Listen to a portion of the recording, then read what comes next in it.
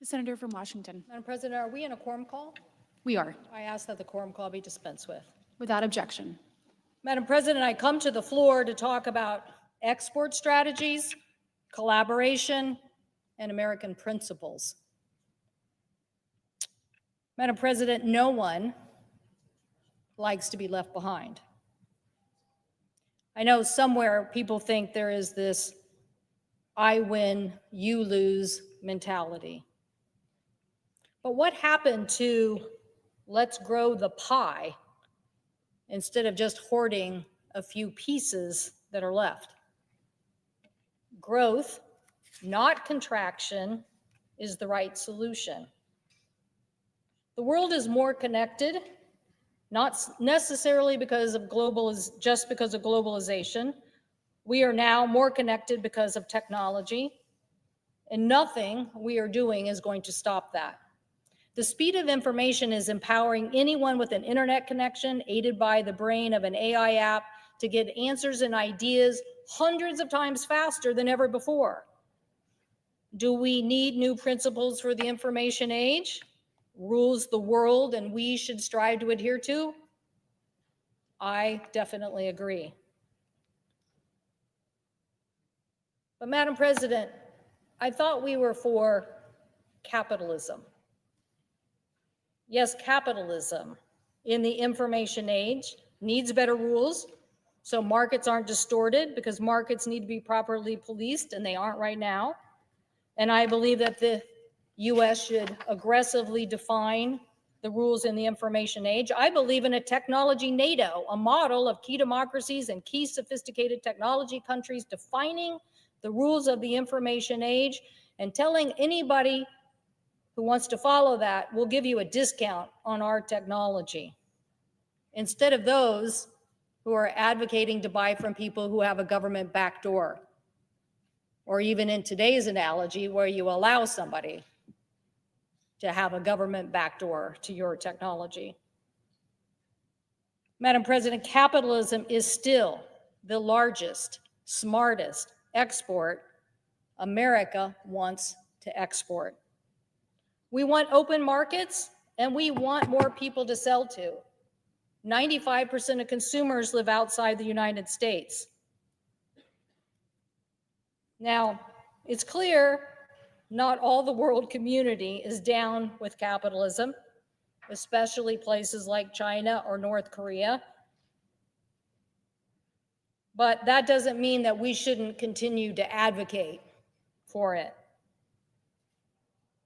What has US advocacy for capitalism done to grow and stabilize the world?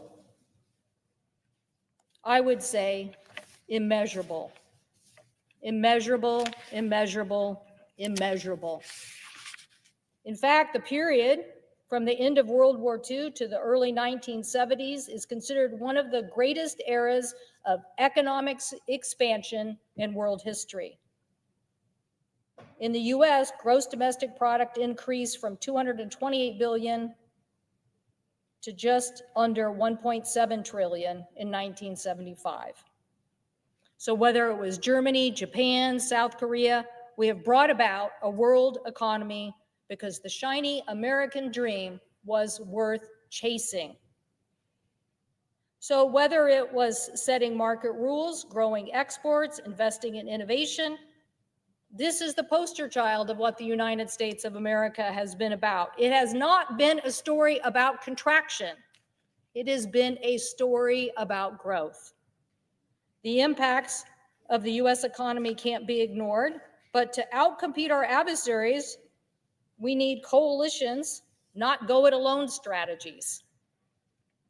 Why do we fear this if we think our principles are correct? But somehow, the current administration thinks that we've been hurt more than we've been helped in this global equation, and they want us to believe that somehow there is a win-win situation on tariffs that they can deliver on. The American people are demanding leadership here in Washington. They want us to work together. They want us to have the best interests of the country at hand. My guess is they think that on a global basis too. I know my farmers do. Farmers, always the big potential loser in a trade war, want us to work out better economic opportunities for their future. But there are those in this administration who think we can close our borders, chill trade with tariffs, and somehow make time stand still. Well, I got news for people. The information age has blown a hole in that theory, even if there was justification for the time stand still theory before the information age. You just cannot drop anchor in the middle of this storm. You need to get to a stable harbor and create an opportunity for the future. And trade, Madam President, not only grows economic opportunity, it helps change culture. And there are some cultures that are worth affecting. It's better to have a job than be attracted to join a terrorist organization. It's better to create economic stability than fueling poverty and migration. And tariffs are a distortion of markets. Tariffs mean we disagree. It very rarely means the disagreement will be resolved quickly. It usually means people will retaliate, and the escalation of that retaliation will hurt consumers so much so that eventually someone will blink. The payers in this dispute, though, are never the government leaders. No, it's the workers who lose their job. It's the family that pay higher cost. It's the community that lose their economic activity and tax revenue. And that is why it is so important in this day and age that we talk more about the 3 C's: collaboration, capacity building, and coalitions. Capacity building gives us the ability to accelerate innovation. Trust me, one thing I know about traveling my state, I'm sure it's true in other places too. Innovation is not only in the DNA of Americans, it is the history of our country. Whether electricity, aviation, or the internet, credit goes to the United States of America for innovation and inventing future economic opportunities, not just for us, but for the entire world. But now we are in an innovation race defined by AI and quantum. And according to the World Economic Forum, the United States generative AI may increase gross domestic product between $2 and $4 trillion per decade. Boston Consulting estimates that quantum computing could generate $850 billion in annual revenue by 2040. So are we going to focus on those things, winning the races? Or are we going to allow a contraction that hurts everyone?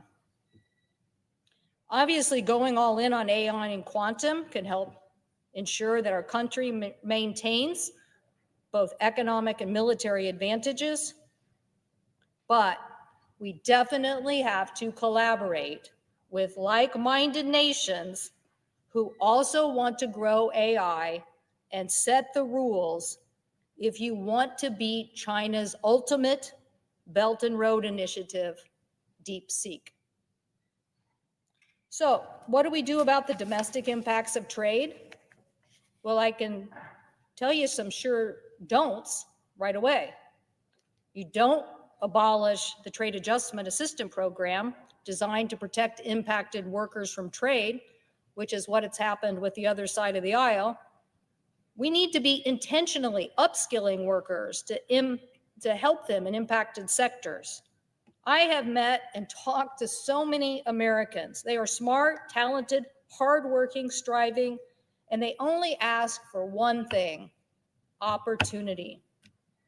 If you bet on them, they will do the rest. I often think, Mr. President, of 2 major shifts in workforce policy in the United States. World War II, where we didn't have a workforce and the women showed up in the factories and delivered production. And when the men returned from World War II and everybody wondered what the economy of the future would be, and we gave them the GI Bill, and they created it.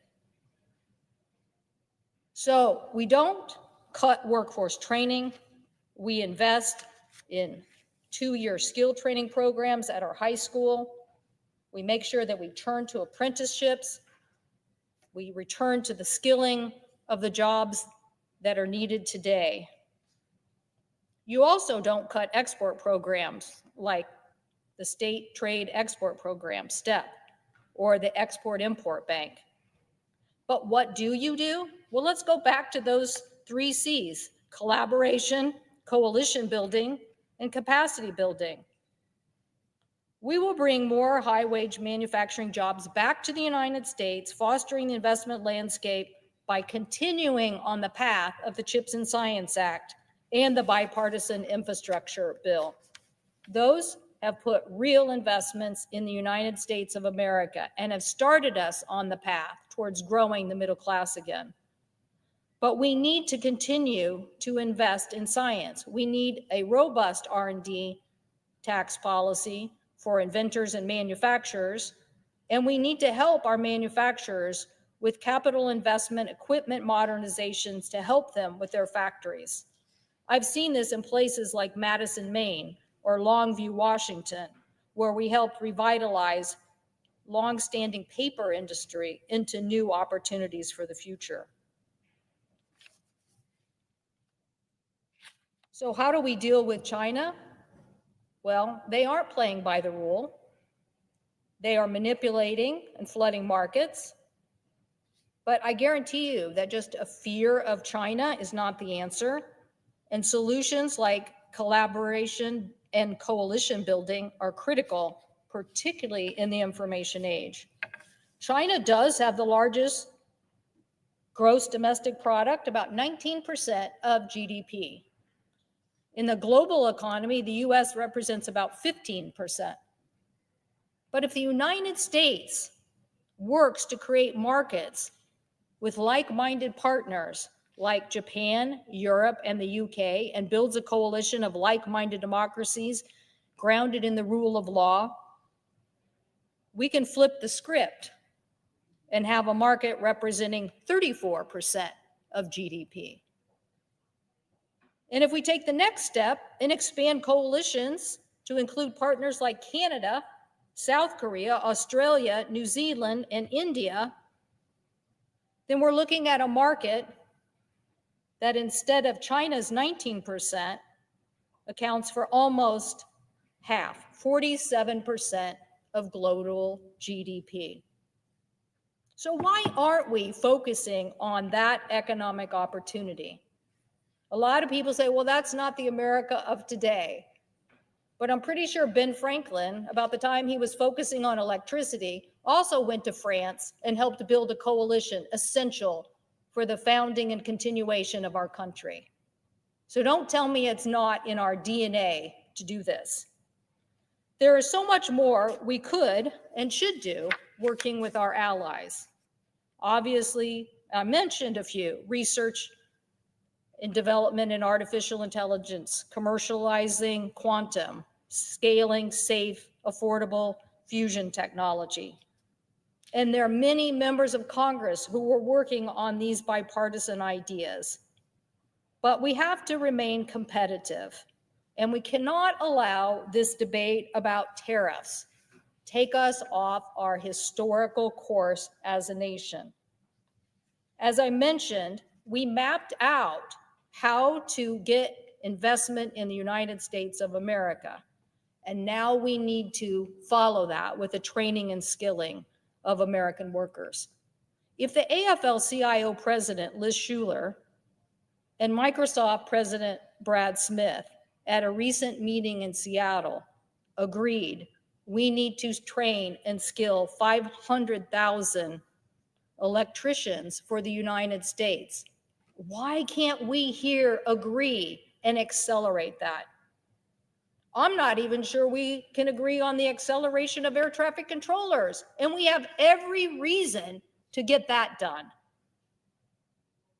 Last week, I spoke about additional investments the United States needs to make in Panama, Latin America, and others to modernize bilateral agreements that help us counter China. And as I mentioned, I believe in an aggressive Exim Bank investment to counter China's Belt and Road Initiative. Free trade agreements are a way for us, not tariffs, to gain the leverage we want. South Asia could play an important role in this coalition building, particularly in the Indo-Pacific region. But I want us to go further. I want us to understand that US-led negotiations in a Middle East free trade agreement to build on the momentum of a ceasefire in Gaza could further stabilize that region. That investments in other programs, and Mr. President, it's tragic that the administration fails to understand the important role USAID plays in capacity building. Mr. President, it is not a tariff-first approach world. It is an information age driven by rapid change where your partners, your friends, your supply chains, getting the innovation implemented and moving faster than your adversary is the key. How will we know that strategy works? Well, I suggest we will know when we're growing the middle class in the United States of America again. Mr. President, the bills we have passed in investing and allowing us to innovate faster are on their way to doing that. Let us not have a trade war disrupt that and dismantle what has been history after history lesson of economic success of this nation, fighting for open markets, capital opportunities, and investing in the ingenuity of America. I thank the President, and I yield the floor.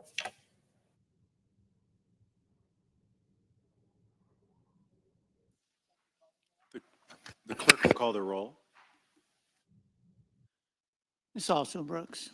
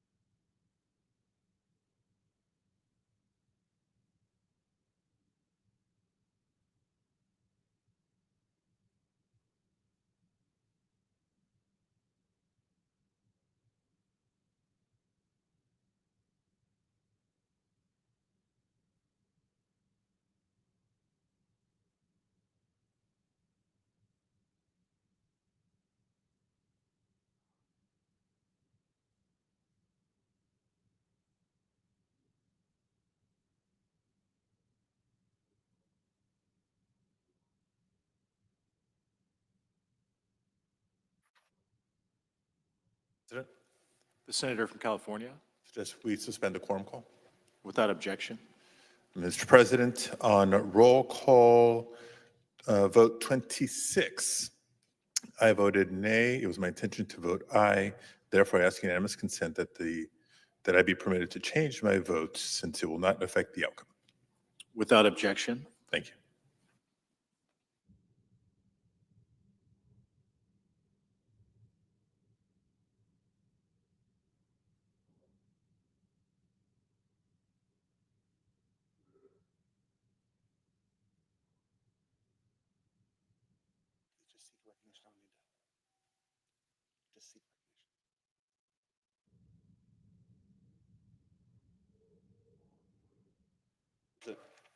The senator from Missouri, Thank you, Mr. President. I stand here to amplify my support that I was able to give in the Judiciary Committee of Pam Bondi, who will hopefully in a few short hours here be confirmed as the next Attorney General of the United States of America.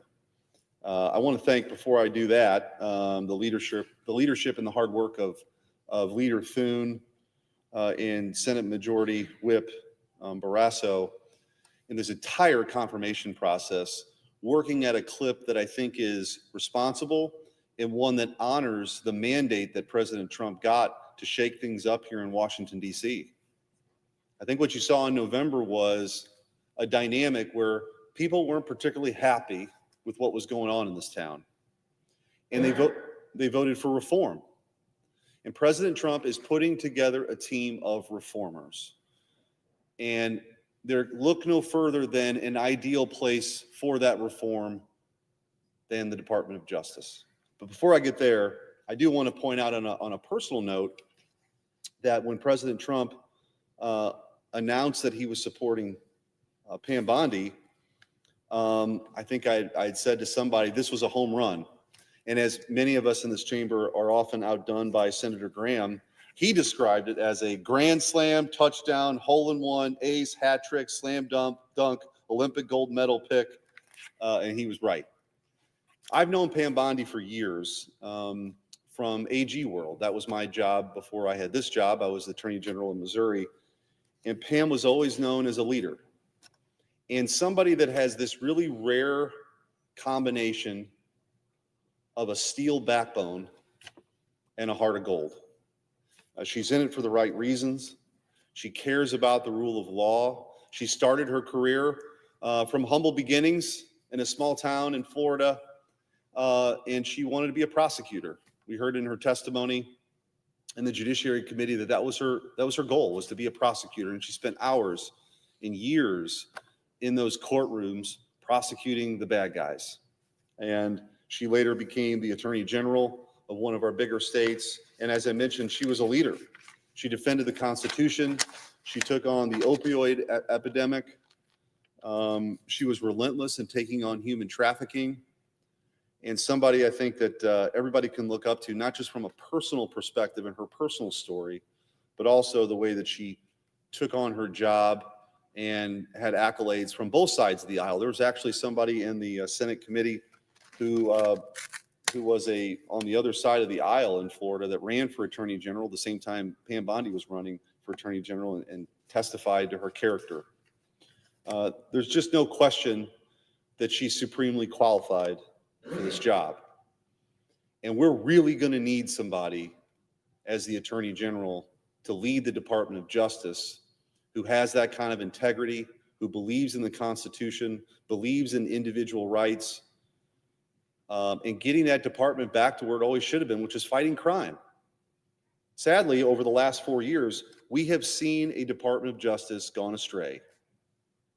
One that has made headlines, of course, for going after parents who showed up to school board meetings under the auspices of the Patriot Act, treating moms and dads as terrorists, who went to a school board open forum meeting and had concerns about things like critical race theory or forced masking. The full weight of the federal government honed in on parents and Catholics who were treated the same way because they were traditional Catholics, literally setting up informant networks in an effort to spy on them because of their religious affiliation. I'm not talking about the Soviet Union in the 1980s. I'm talking about the United States of America in 2021. What Merrick Garland did to this agency in the Department of Justice is a tragedy. Kash Patel hopefully will move out of the Judiciary Committee here soon and be the next leader of the FBI and restore integrity to that agency as well. But of course, the Department of Justice that Pam Bondi hopefully in a few short hours will be confirmed and then sworn in to lead will restore integrity. In addition to going after Catholics, and in addition to going after families who show up to school board meetings, the very coordinated effort of lawfare by the past administration to take out their chief political rival under the moniker of show me the man and I'll show you the crime can't be dismissed. They're not going to want to talk about that. But the effort to financially ruin President Trump, to literally throw him in jail for the rest of his life, deserves the scorn of the history books. Joe Biden gave a speech in the fall of 2022 calling half of America a threat to democracy, that President Trump would never make it back to the Oval Office, and guess what happened? A series of zombie cases with at best novel legal theories were resurrected. In New York, the number 3 person at DOJ left the Department of Justice to join the DA's office in New York. Why would that person want to do that? Well, guess what? President Trump was prosecuted in a Manhattan courtroom not long after that. In state cases, the number 2 person in the DA's office in Atlanta was coordinating with the White House counsel's office on the prosecution of President Trump in Georgia. And then Jack Smith was brought in, who was notorious among legal circles for overzealous and over prosecutions, overcharging, was brought in specifically to take out President Trump. And it was only the Supreme Court ultimately that prevented that. But this was all a scheme devised by the Biden administration to make sure President Trump never got back into office. Well, guess what? He stared it all down and he won. And we have a real opportunity now to have a level set. I don't think it's right that we have people pursued because of their politics from a criminal perspective. Nothing was out of bounds in the last 4 years by the Biden administration and Merrick Garland. So Pam Bondi is just the kind of person to come in, to restore integrity, to make sure that our Department of Justice is fighting on behalf of the American people and not an attempt, ironically, to undermine our republic, the very accusation that was leveled at Joe Biden's political opponent. And with that, Mr. President, I look forward to voting yes on Pam Bondi and having a real leader, somebody that we can look up to lead that very important Department of Justice. I yield back.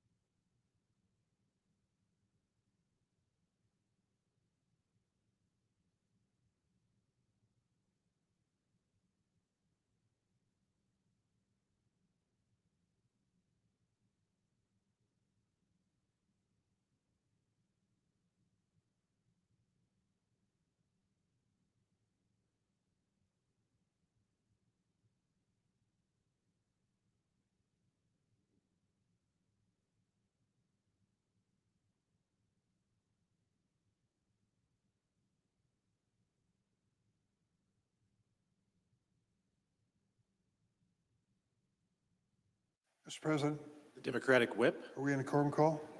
We are not. Thank you, Mr. President. Mr. President, last week I came to the floor to talk about the chaos that has been created by the announced proposed freeze on federal funding and loans. I want to share a few stories about what I've seen and heard since I spoke on the floor last week. Sharpsburg is near my hometown of Springfield, Illinois, and it has a water system in Christian County. It's in phase 3 of construction of a rural water project. 18 miles of pipeline, which will provide water. Excuse me. There's no excuse for this.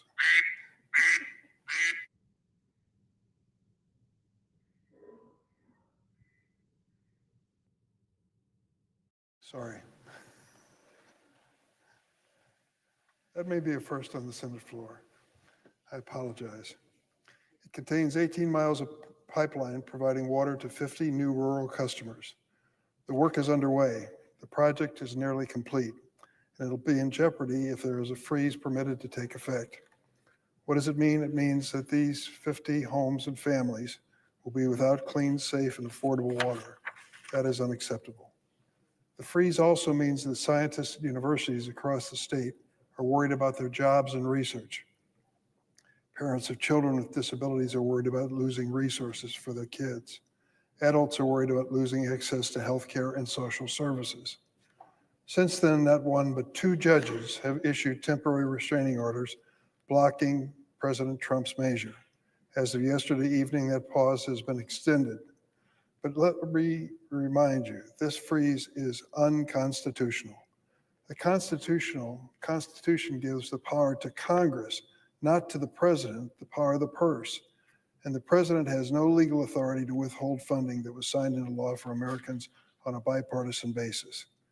In the 1970s, former President Nixon tried to impound or withhold funding appropriated by Congress, and in response, Congress passed the Impoundment Control Act of 1974, ICA.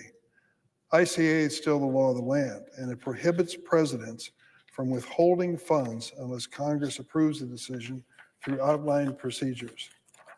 But consider this, the current administration apparently does not care. The president and his people are ignoring the law, creating chaos in hopes that amidst the confusion, some part of his power grab will stick. He is testing the limits of how much he can chip away at our system of checks and balances.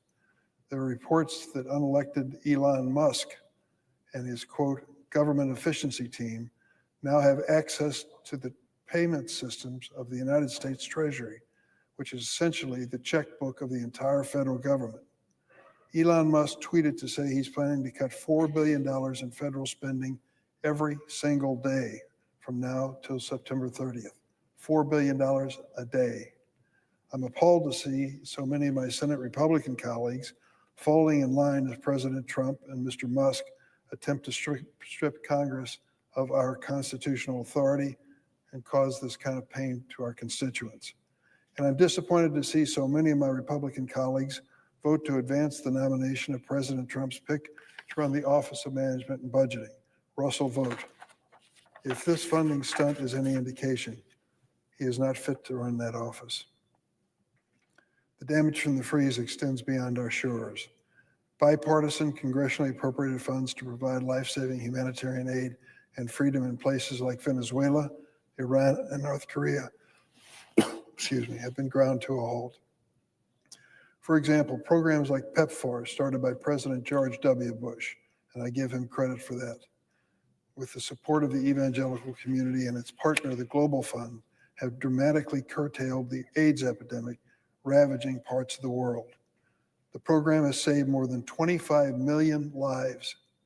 It has been so effective that some have forgotten just how devastating AIDS happened to be in that part of the world, killing more than 2 million a year globally, leaving 14 million orphans in sub-Saharan Africa. Further, USAID Clean Water and Sanitation have provided more than 70 million people with the first time sustainable access to clean water in the last decade. Programs that have a 6-to-1 return in dollars saved in health, economic, and educational terms. low-cost vaccination programs, eradicated smallpox, and almost eradicated polio from the face of the earth, something that was unimaginable just a generation ago. Food grown by American farmers helps save millions of lives when war or natural disaster strike. Gutting such programs puts innocent lives and American influence across the globe at risk. It is senseless, counterproductive, and ill-informed. It increases the likelihood of costlier interventions that don't respect borders, including pandemics, war, and failed states. The U.S. cannot and should not stand alone in the world. We are a global leader, and we have an obligation to continue to act like it. But over the weekend, in what sounded like a dystopian story from another world dictatorship, the Trump administration and Elon Musk tried to shutter the U.S. Agency for International Development without congressional approval. Try to imagine that disgraceful scene as one of the world's richest men gleefully guts programs for some of the world's poorest people. And don't be fooled. This isn't about reform, and the U.S. budget deficit won't be solved by gutting USAID. The foreign assistance budget is only 1% of our federal spending, a small, powerful investment that is not only the right thing to do, but the smart thing to do to prevent conflict and famine in failed states, as well as to build alliances and friends around the world. Gutting such programs is a betrayal of American values. Already nations like China sense a strategic opportunity. Under President Trump, when these programs go away, the Chinese will step in. Are Republicans going to roll over and cede congressional power to these bipartisan programs? I sincerely hope not. There's a lot at stake in the first few weeks of this new administration. I want to give the president a chance to show his values, but so far I have to tell you, there's a lot of disappointment. This temporary freeze hurt a lot of innocent people. And this notion now of shutting down USAID, I can't imagine Elon Musk would have it on his conscience that so many helpless people would lose the basics in life for his budget plan. He wasn't elected to anything. And I think we should return to the Constitution, which still guides us today and should. I yield the floor and suggest the absence of a quorum. The clerk will call the roll. Ms. Also Brooks.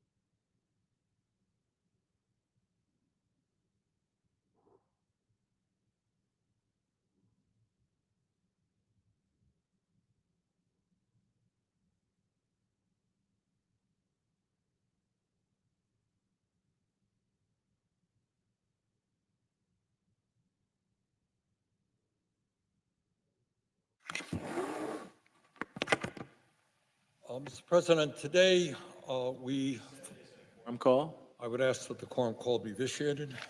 without objection. Mr. President, today we find ourselves in a pivotal moment in American history. And millions of Americans, by their actions or lack of action, will determine the future of our country for decades.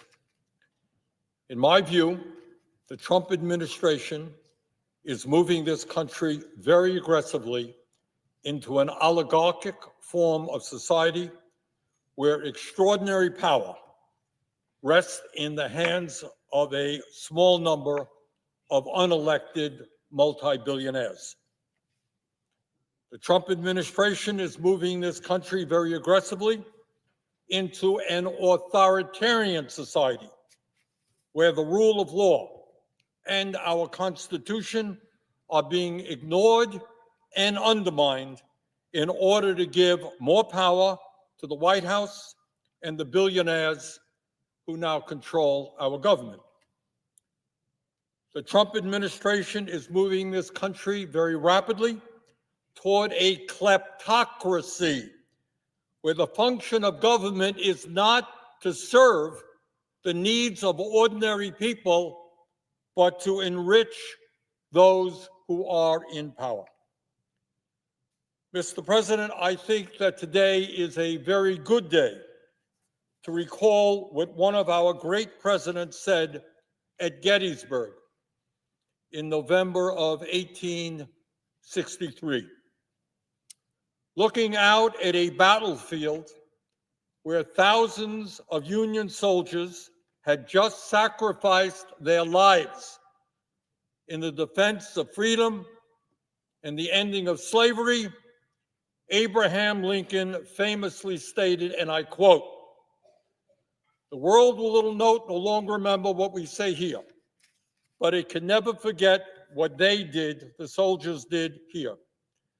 It is for us the living rather to be dedicated here to the unfinished work which they who fought here have thus far so nobly advanced.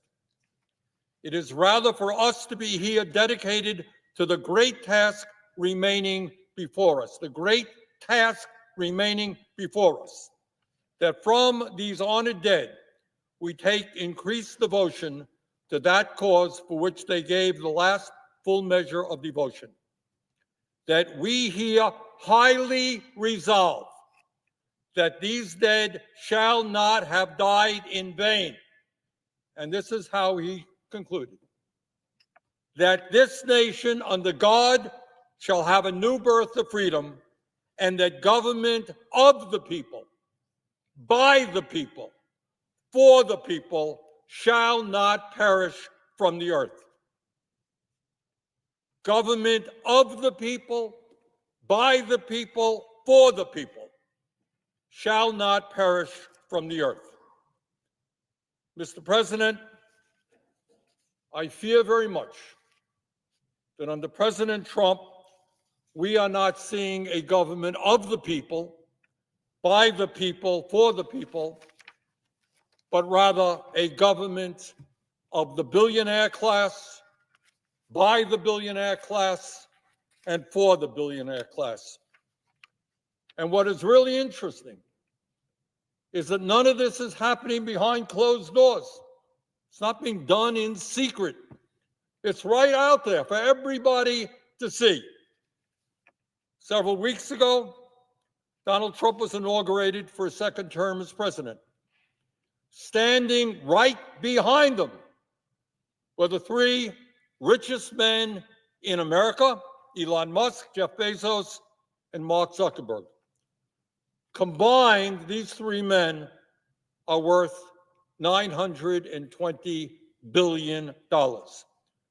These three men own more wealth than the bottom half of American society, 170 million people. Three guys, 170 million people.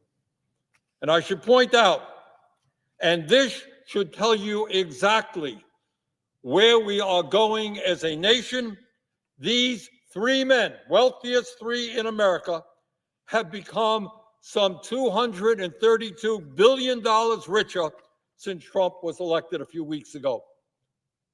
Three guys, $232 billion richer since Trump was elected.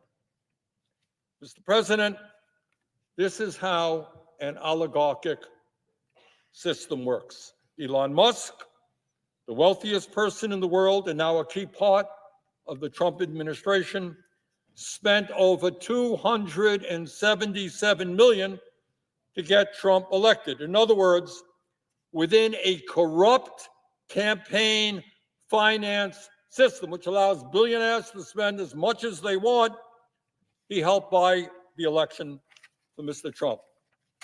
Jeff Bezos and Mark Zuckerberg, the second and third wealthiest people in our country, both kicked $1 million each into Trump's inauguration fund. And let us remember that Mr. Bezos, who among other things owns the Washington Post, rescinded the endorsement of that paper for Kamala Harris just before the election. Mr. Bezos was showing early on that he was willing to bend the knee for Donald Trump. Mark Zuckerberg, the founder and CEO of Meta, which owns Facebook and Instagram, agreed to settle a lawsuit with Trump for $25 million. These three multi-billionaires are working with Trump for one very simple reason. They understand that Trump's policies are designed to make the very wealthiest people in this country even richer. Since Trump's election, Mr. Musk has become $154 billion richer. Not bad in a couple of weeks' time. He earned a great investment. He only spent a couple of $100 million on the election, and now he's $154 billion richer. Mr. Bezos has become $35 billion richer, and Mr. Zuckerberg has become $43 billion richer. Mr. President, I am concerned not only about the growing movement toward oligarchy in this country, but I am deeply worried that under the leadership of President Trump, we are moving rapidly towards authoritarianism. And all over this country, people are alarmed and shocked by what they have seen in the last several weeks. Just a few examples, just a few. Last week, President Trump attempted to suspend all federal grants and loans in direct violation of the U.S. Constitution and federal law. As every third grader in America knows, or I hope knows, the power of the purse in the United States belongs to Congress, not the president. Yes, the president can recommend legislation to Congress. The president can veto legislation that Congress has passed.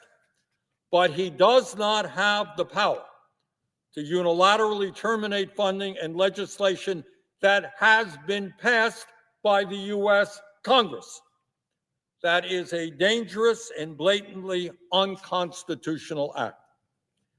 And I should add that Trump's blocking of federal funding would have had a horrific impact on millions of Americans who utilize programs like Medicaid, Head Start, community health centers, Meals on Wheels, homeless veterans programs, and many, many other initiatives. Tens of millions of Americans, including some of the most vulnerable in our country, were impacted by that decision. But that's not all. A few days ago, Trump fired 17 inspectors general, independent government watchdogs that were created by Congress in the wake of the Watergate scandal to prevent the abuse of power by the executive branch.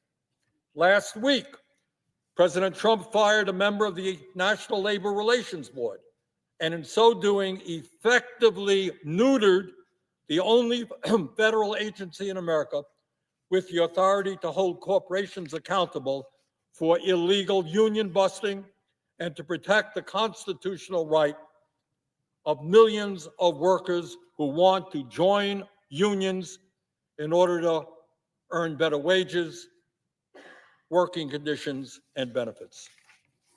Not only is that move blatantly illegal, it is exactly what Elon Musk, the owner of Tesla, and Jeff Bezos, the owner of Amazon, have been fighting for months. They don't like unions.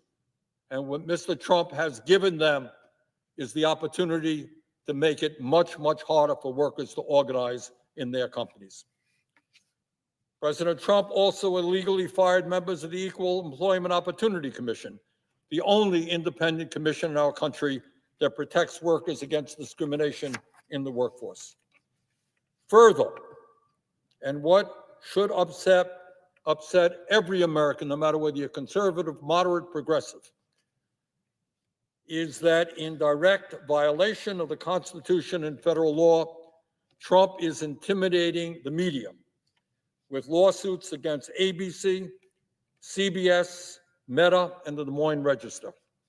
His FCC is now threatening to investigate PBS and NPR. What Trump is essentially saying to every media outlet in America, if you say or do anything that is critical of me, that displeases me, you may be subject to a lawsuit or a federal investigation. If that is not a direct attack on the First Amendment, on the U.S. Constitution and free speech in our country, I don't know what is. But that is not all. Elon Musk and his unelected minions at Doge have forced out officials at the Treasury Department and illegally shut down USAID, a program which, among other things, helps feed and provide medical help to starving and desperate children all over the world. Presidents, much less unelected billionaires, do not have the unilateral right to shut down federal agencies established by Congress.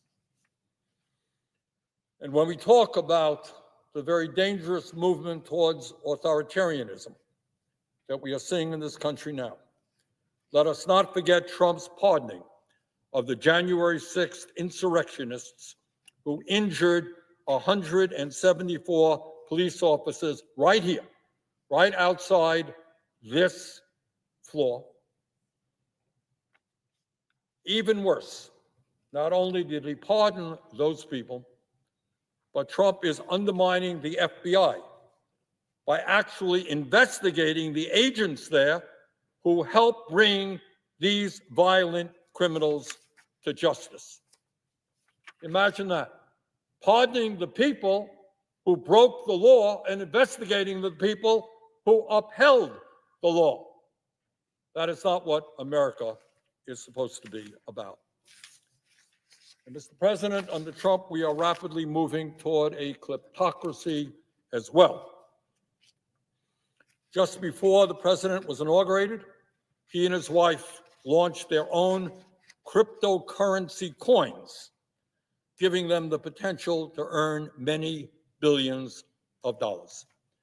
If Wall Street CEOs tried to bribe the president with a bag full of money, that would be illegal. That's against the law. But now they don't have to do that. Today, if a multi-billionaire, the head of a foreign country, wants to curry favor with the president, all they have to do is buy his cryptocurrency coins, and when they do that, they are directly enriching Mr. Trump. So, Mr. President, the question that millions of Americans are asking is, given the move toward oligarchy, given the move toward authoritarianism, given the movement toward kleptocracy, where do we go from here? What should we as Americans be doing? And let me tell you what I think and what most Americans think. And that is, instead of moving toward an economy which is designed to benefit the very richest people in our country, we have got to create an economy and a government that works for all of us, not just for Mr. Musk or Mr. Bezos or Mr. Zuckerberg. Mr. President, at a time of massive wealth and income inequality, we have never had more income and wealth inequality than we have had right now. It is beyond stupidity to provide more tax breaks to the very richest people in our country and then to pay for those tax breaks by cutting back on Medicaid and other programs desperately needed by working families all across this country. That is what we should not be doing. But let me take a moment to tell you what we should be doing. At a time when 85 million Americans are uninsured or underinsured in our broken healthcare system, we have got to do what every other major country on earth does, and that is guarantee healthcare to all people as a human right, not a privilege. That's what we've got to do. At a time when 1 out of 4 Americans cannot afford the outrageously high prices that the pharmaceutical industry charges, we have got to end the absurdity of the American people paying by far the highest prices in the world for prescription drugs. We have got to cut the cost of medicine in this country in half, making it comparable with what the rest of the world is paying. Mr. President, the federal minimum wage today is $7.25 an hour. That is a starvation wage. Well, 60% of our people, 60% of Americans live paycheck to paycheck. We must raise that minimum wage to a living wage, at least $17 an hour. If you work 40 hours a week in the richest country on earth, you should not be living in poverty. Mr. Musk and Mr. Bezos want to make it harder for workers to join unions. Well, we have got to do exactly the opposite, make it easier for workers to join unions by passing the PRO Act. At a time when we need the best educated workforce in the world, we need to have the best public schools in the world. And among other things, that means we need to substantially raise teachers' salary.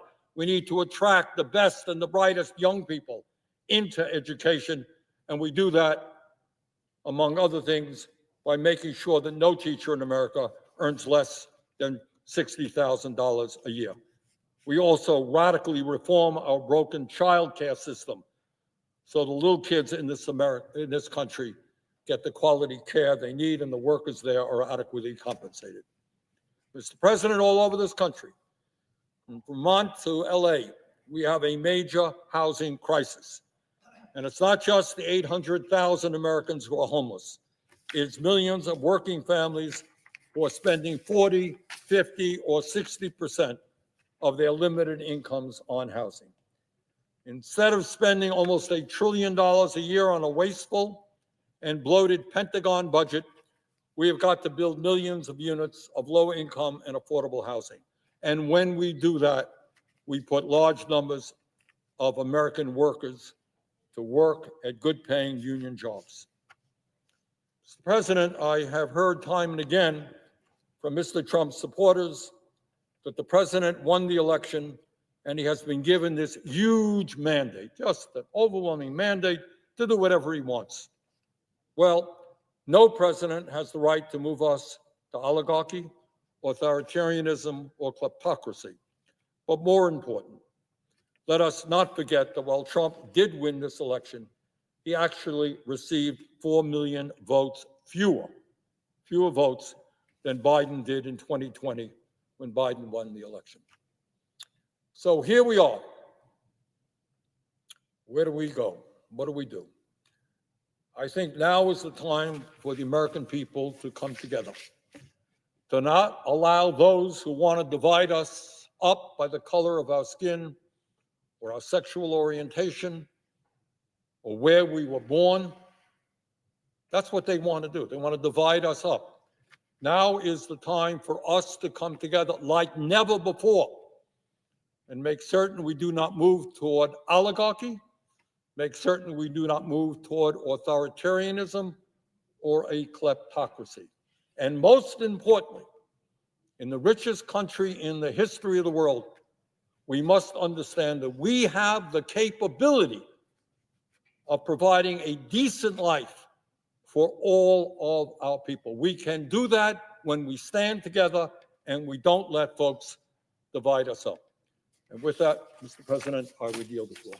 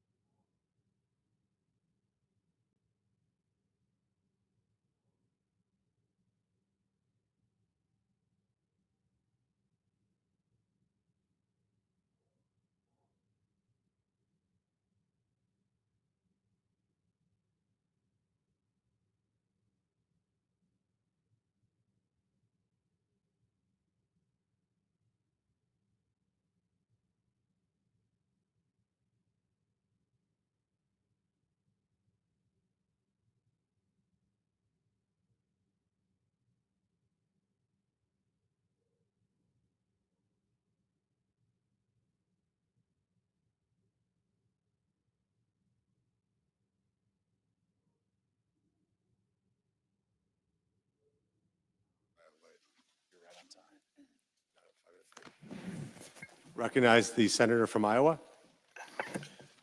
Before I speak, I've been asked by leadership to make this request unanimous. I have 4 requests for committees to meet during today's session of the Senate.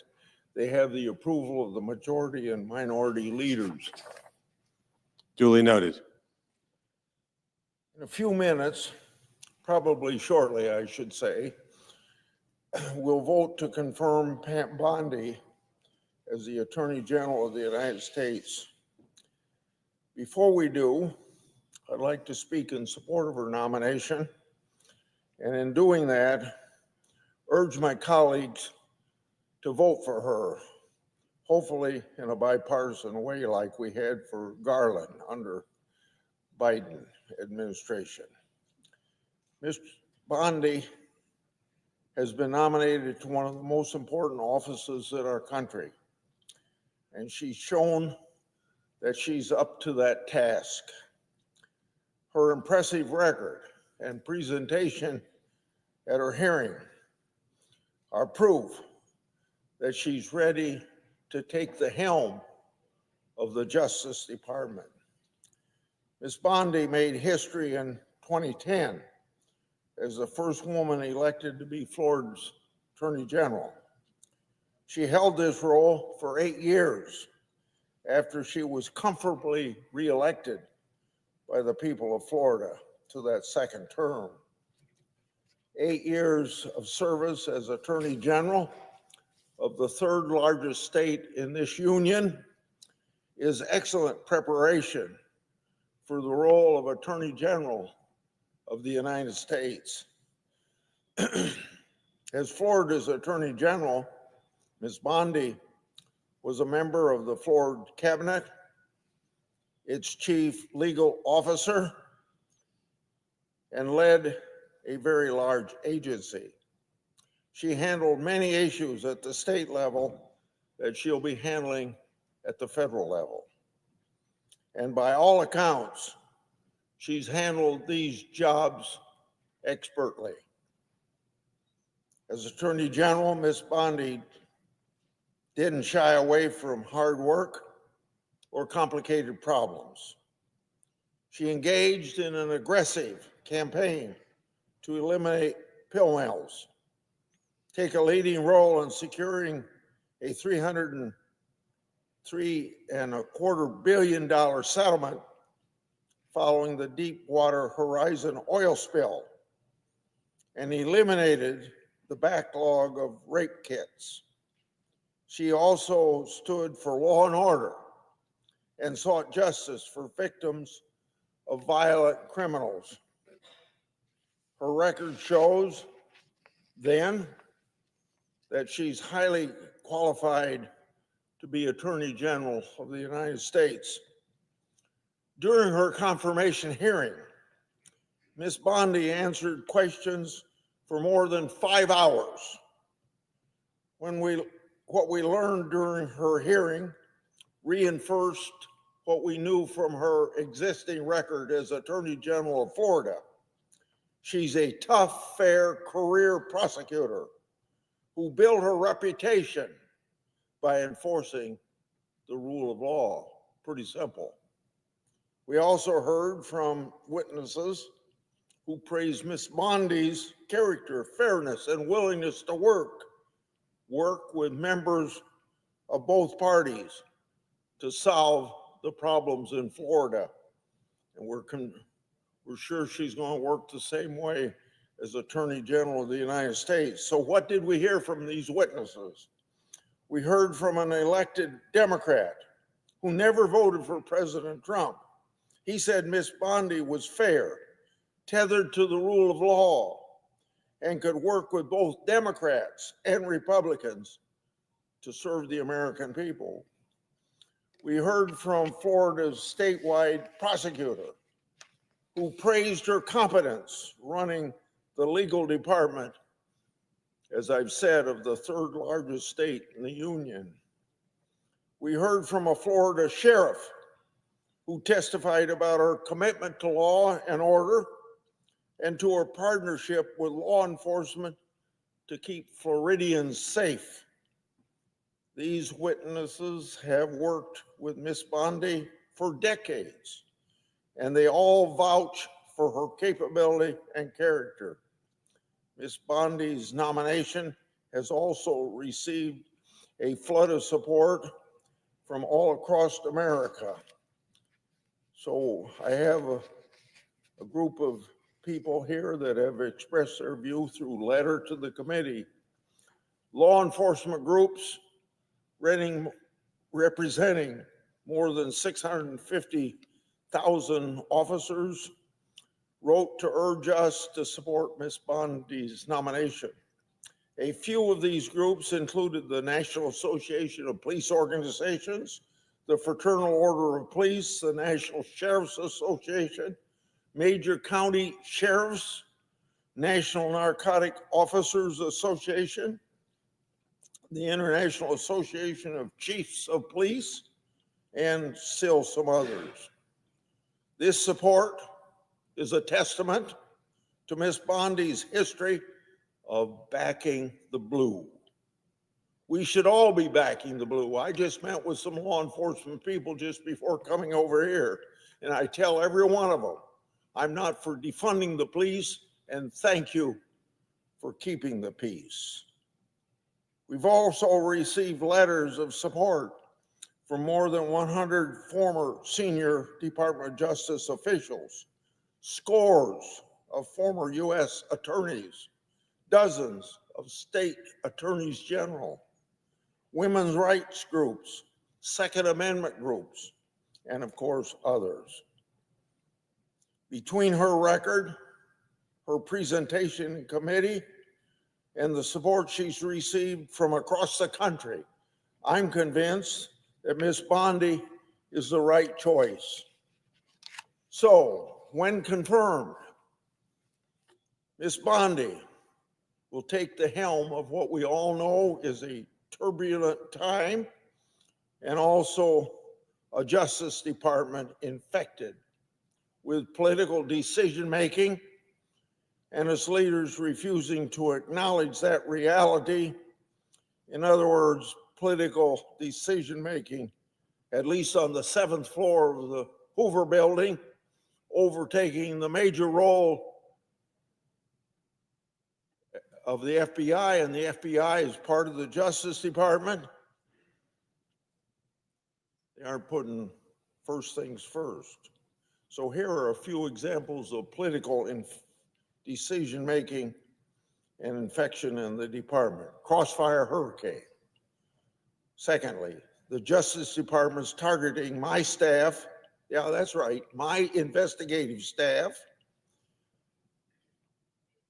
who at the time was investigating at my direction the government's abuse of Crossfire hurricane. Thirdly, cover-up of the Hunter Biden laptop story and sweetheart plea deals offered by the Department of Justice to Hunter Biden. Fourth, the FBI's inappropriate briefing to me and Senator Johnson during our Biden family investigation that was later leaked, and nothing's supposed to be leaked from what we call the SCIF. Fifth, Special Counsel Jack Lawfare's operation. In other words, trying to put now President Trump in jail. Sixth, the targeting of traditional Catholics, concerned parents, and abortion protesters as security threats. And seventh, the coordination of censorship of political speeches. And I don't have an 8th, 9th, 10th, 11th, and 12th, but they exist. I'm not going to take your time on that. Now, all of these things that I mentioned, plus things I haven't mentioned, are very serious breaches of the public trust. And we can't tolerate that sort of breach. I'm confident Ms. Bondi will not tolerate that breach. And I'm looking forward to working with her to shed sunlight on these abuses.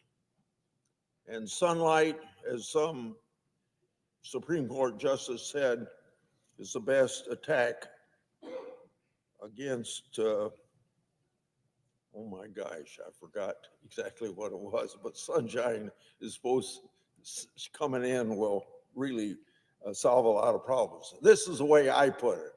I say we need more transparency in government, and transparency brings accountability. Now, I've already released new FBI records. In fact, just last week with Senator Johnson that show even more political violence biased within the Justice Department and the FBI. These records prove that former FBI special agent in charge, Thibault, a known anti-Trump agent, authored the initial language for what ultimately became Jack Smith's federal case against Trump regarding the 2020 presidential election.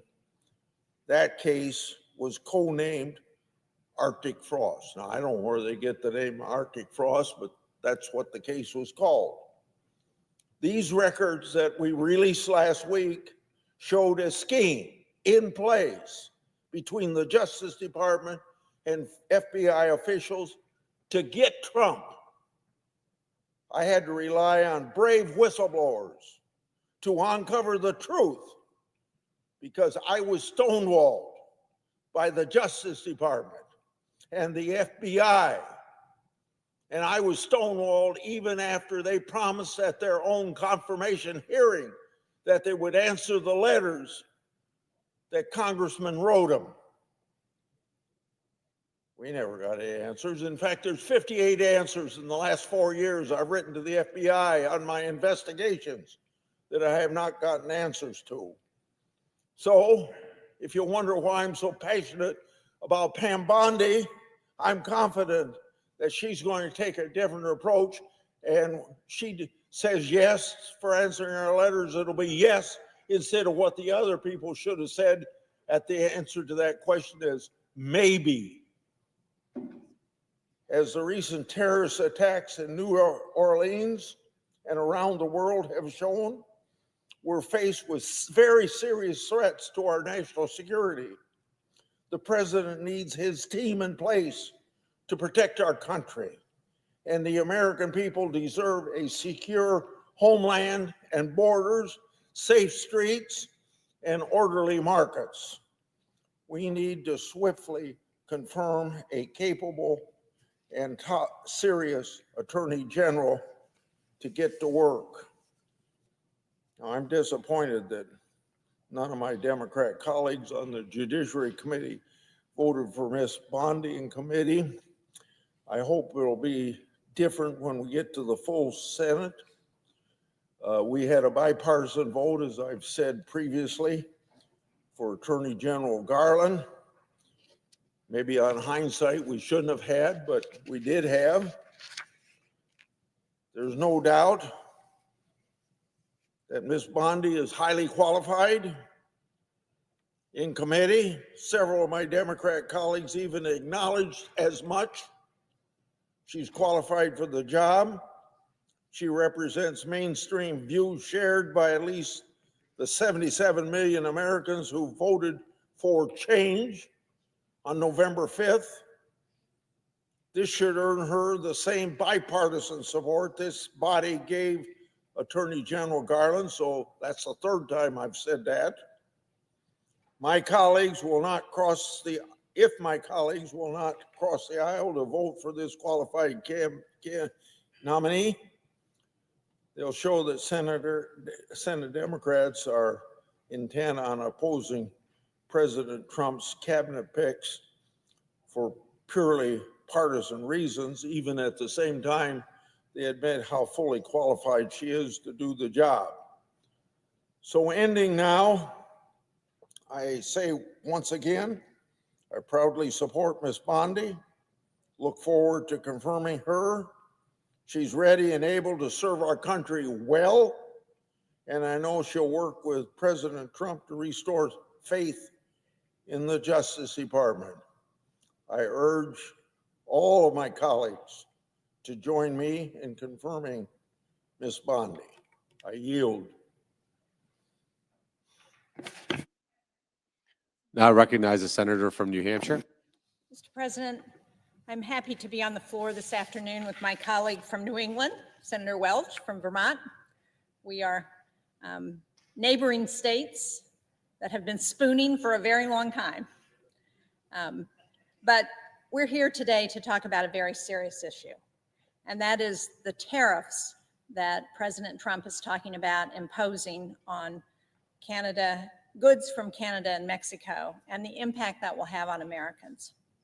On Saturday, President Trump announced a 25% tariff, which would be a tax on imported goods from Canada and Mexico, and a 10% tariff, which would amount to a tax on imported energy from Canada and on all goods from China. So 10% on all goods from China and a 10% on energy from Canada. He's also threatened universal tariffs on all countries. Now, thankfully, the tariffs that he announced on Canada and Mexico appear to have been delayed for a month, but the tariff taxes on China are now in effect. And even though many of these tariff taxes were delayed, they're still scheduled to go into effect next month, and they've created unnecessary panic and uncertainty among businesses and families across the country and in New Hampshire. Now, I want to point out in the beginning very clearly that it's not foreign countries who pay these taxes, these tariff taxes. It's Americans who pay these tariff taxes. These are tariff taxes on imported goods, meaning that the person or company who's importing the good will be footing the bill, and these costs will be passed on to American consumers and businesses. And you don't have to take my word for it. Best Buy's CEO said, and I quote, "The vast majority of that tariff will probably be passed on to the consumer as a price increase." And Walmart's CFO said, "There will probably be cases where prices will go up for consumers." Columbia Sportswear's CEO said about tariffs, "We're set to raise prices, and it's going to be very, very difficult to keep products affordable."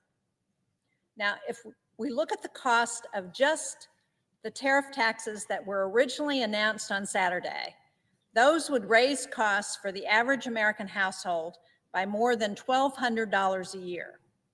And if we get into a trade war with increasingly high tariffs on both sides, and that's what it appears could be happening with China, those costs will go up even more. Now, President Trump campaigned on a promise to lower prices for everything. The tariffs that he's talking about would have the exact opposite effect. I'm glad the administration and the president listened to reason. He delayed the start of these tariffs, but I hope we don't have to be back here in a few weeks making this case again. And I want to make sure that people understand what these tariff taxes would do and highlight some of the areas where Americans would be directly affected. First is energy. America imports more oil and gas from Canada than from any other product. In New Hampshire, more than half of the gas in people's cars comes from Canada. These tariff taxes would make gas prices go up, and they could even lead to supply shortages because refinery and delivery infrastructure just doesn't turn on a dime.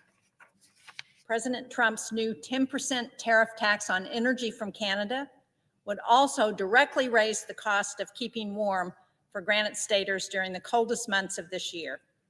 In New Hampshire, our #1 import from Canada is heating oil. And nearly 250,000 households in New Hampshire, that's about 40% of our households, more than Vermont, I think, Senator Welch, rely on fuel oil to heat their homes. We're the second highest state in the nation, next to Maine, who relies on #2 heating oil to heat our homes. Another 100,000 Granite Staters rely on propane, and about 30,000 homes use wood. So that's about 60% of New Hampshire that relies on delivered fuel to stay warm. Much of that is coming from Canada.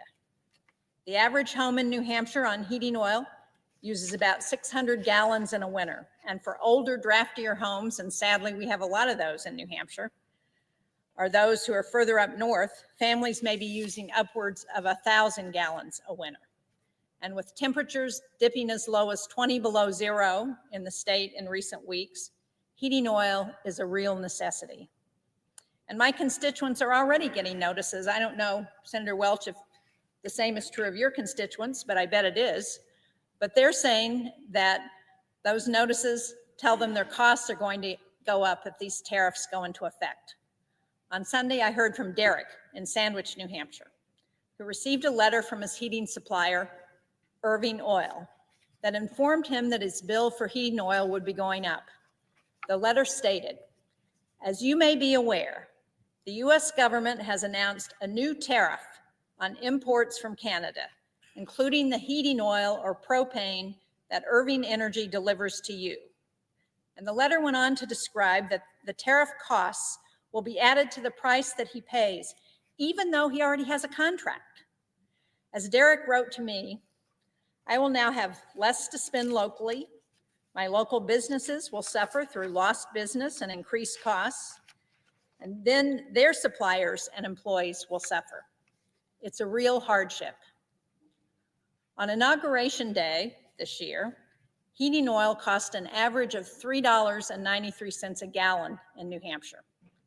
Tacking an ill-advised 10% tariff tax on heating oil from Canada could mean about $150 to $250 more for many in New Hampshire just to keep warm through the winter.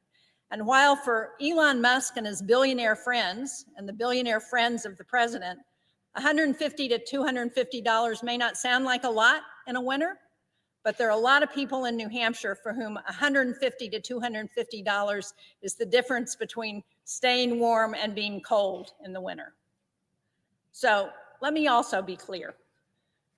We don't use gas and heating oil from Canada because we don't produce it here in the United States. We do it because it makes logistical and economic sense, because in New England, we are at the end of the pipelines that are coming from Texas and the South. Now, the United States produces more oil than any other country in the history of the world. That was true during the last 3 years of the first Trump administration. It was true for the last 4 years of the Biden administration. But for New Hampshire, the St. John refinery in Canada simply provides us the closest, lowest cost supply. And by the way, that refinery sources as much as half of its crude oil from the United States. So it's helping oil producers in the United States send their oil to the refinery, and we get it back in New Hampshire and New England.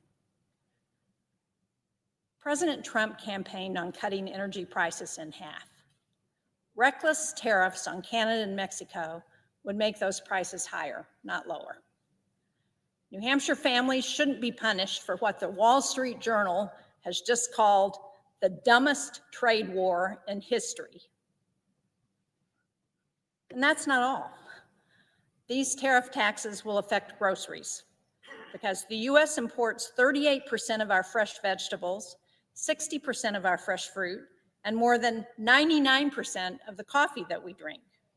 If we take all these together, Americans could be seeing an extra $200 a year on their grocery bills because of the Trump tariff tax. That doesn't include the longer-term impact of taxes on farm equipment or fertilizer. America imports about 85% of the potash fertilizer we use, and much of that comes from Canada. Now, we already have record high prices for coffee and eggs, if you can find eggs. Some grocery stores are sold out. And one of the things that just happened in the last week is that because of the stop work order that President Trump put on our services that we provide overseas to track bird flu, we're no longer tracking the bird flu that has helped drive up the cost of eggs. So it could get worse, and we're not even going to know about it until we see those prices reflected at the grocery store. Now, any new 25% tariff tax on these imports would make our food more expensive at a time when families are already stretching and straining their household budgets. Tariffs sometimes get talked about as a way to support American manufacturers, but that also misses the mark. Half of the products the US imports are either raw materials or intermediate components, and that means the parts we make into cars or electronics. All of these inputs would get more expensive for American manufacturers, which is only going to make it harder for them to compete internationally. One of the messages I hear regularly from businesses is that uncertainty is one of the hardest things for them to deal with. One example of this is a call I got 2 weeks ago from a small business owner in New Hampshire who sells specialized agricultural equipment, both in the US and overseas. This is a family business with 5 employees. His father founded it 50 years ago. And he reached out specifically because he's worried about what tariffs on the components he buys from Canada could do to his business. For the specialized equipment that he needs, there aren't a lot of manufacturers out there. So he reached out to my office asking if he was going to have to pay $5,000 more in costs for each of the machines he sells. He took over this business just a couple of years ago, and he's been working to invest to modernize it and expand. Now he has to worry about whether he can try to grow the business, whether he might face new foreign competition, or even if he can pay out bonuses or give raises to his employees. He can't even be certain what kind of pricing schedule he should send out for the year, because his costs could go up $5,000 next month. And last week I heard from another small business, Granite State Packing. It's a startup meat processing company that's only 2 years old. They started just 2 years ago and they already have 10 employees. Last year, they actually got $1.6 million in a grant from USDA to expand their operations. That's going to allow them to double their workforce. In order to expand, they placed an order for $500,000 in new equipment because the specialized equipment that they use isn't made in the United States. Now, depending on how and when these tariffs go into effect and when their equipment might get delivered, they could be looking at a bill, an increased bill for $125,000.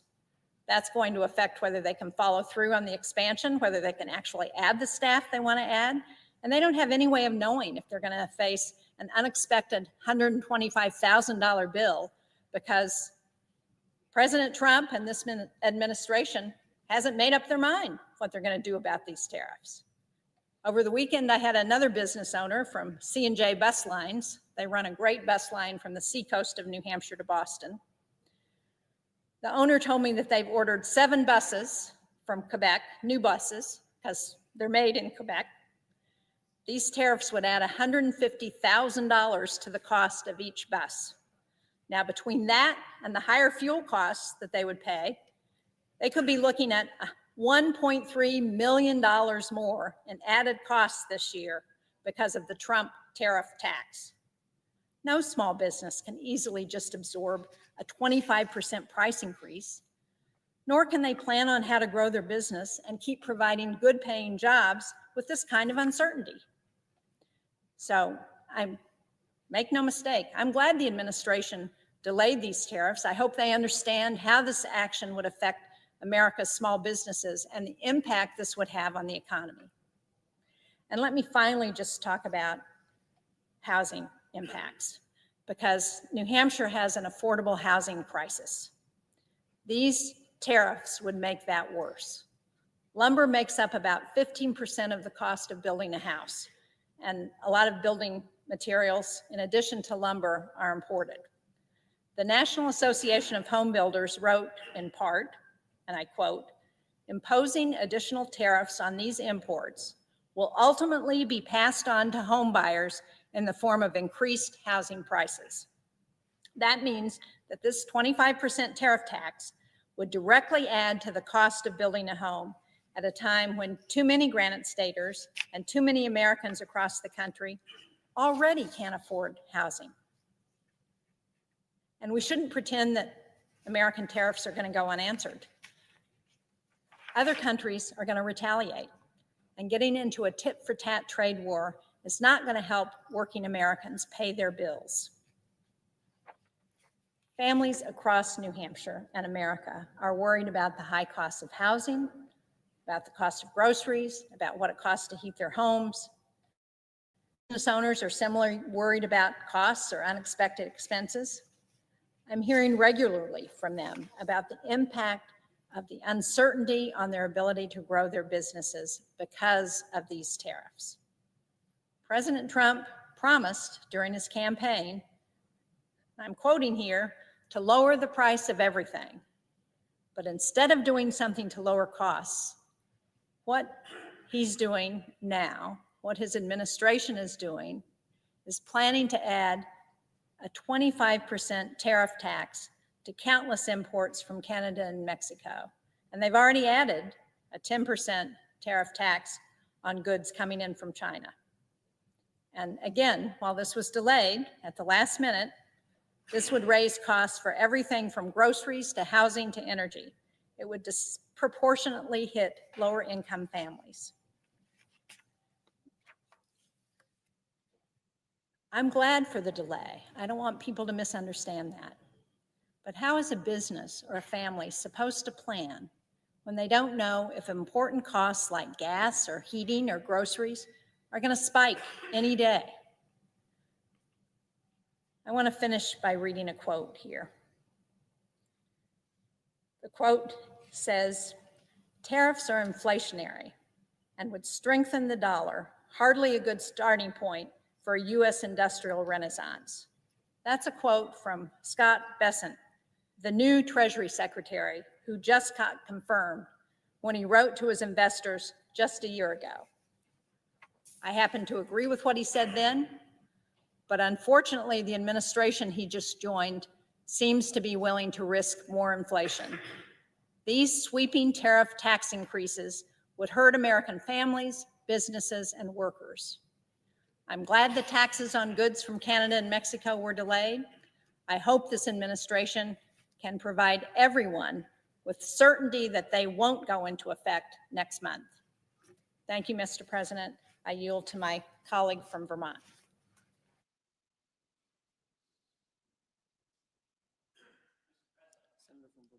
I now recognize the senator from Vermont.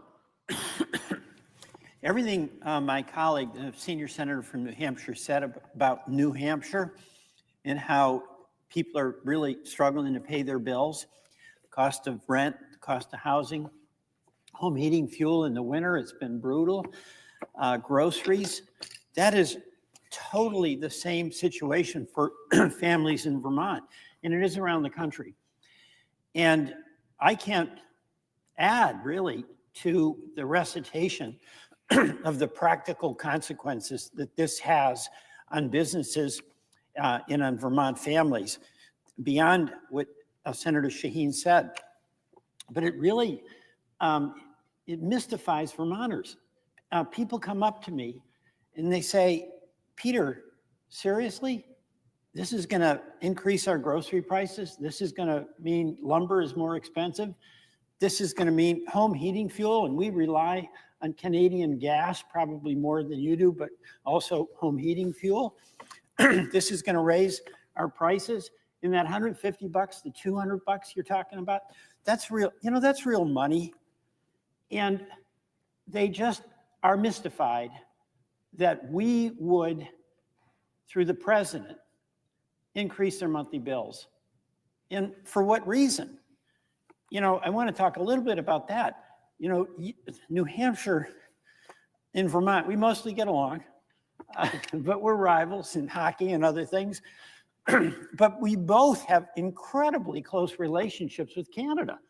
They're our friends. In Vermont, we have a library in Derby, Vermont, that's half in Vermont and half in New Hampshire. And our kids are going back and forth to play hockey. And that's just on a very personal level, the affection that we have for Canada and they have for us. They come down and ski in our mountains. They come down and visit. We go up there. And there's an element of, "Peter, what's going on? National security is the reason you're doing this?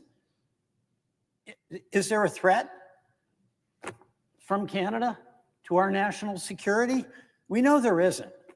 So this is an arbitrary decision that is made by the president, in my view, abusing authority that Congress gave him to use tariffs if there is in fact a national security threat, which all of us in a common sense way would think it might be something from a military threat, or it might be from the coercive economic policies that we face from China. There's a legitimate case there for national security, but Canada has been in the trenches with us in every war that we've had. They have been by our side. They're our friends. And, that's another thing people ask. "Peter, you don't treat your friends this way. You just don't do that."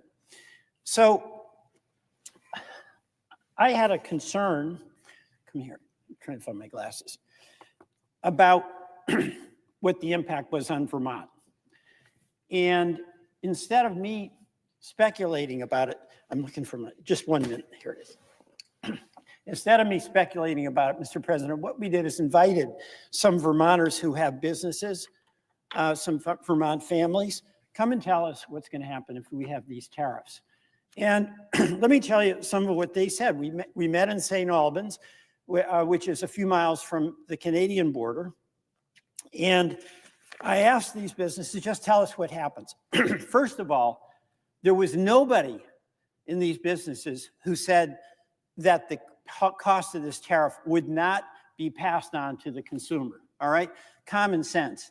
It's like somehow if there's a 25% increase in cost, the business can just eat it, when we know, especially our small businesses, they're operating on the margin. They're doing every single thing they can to make their product competitive and affordable for the people they're serving. These are really, really good people who are totally committed to the communities that they're in.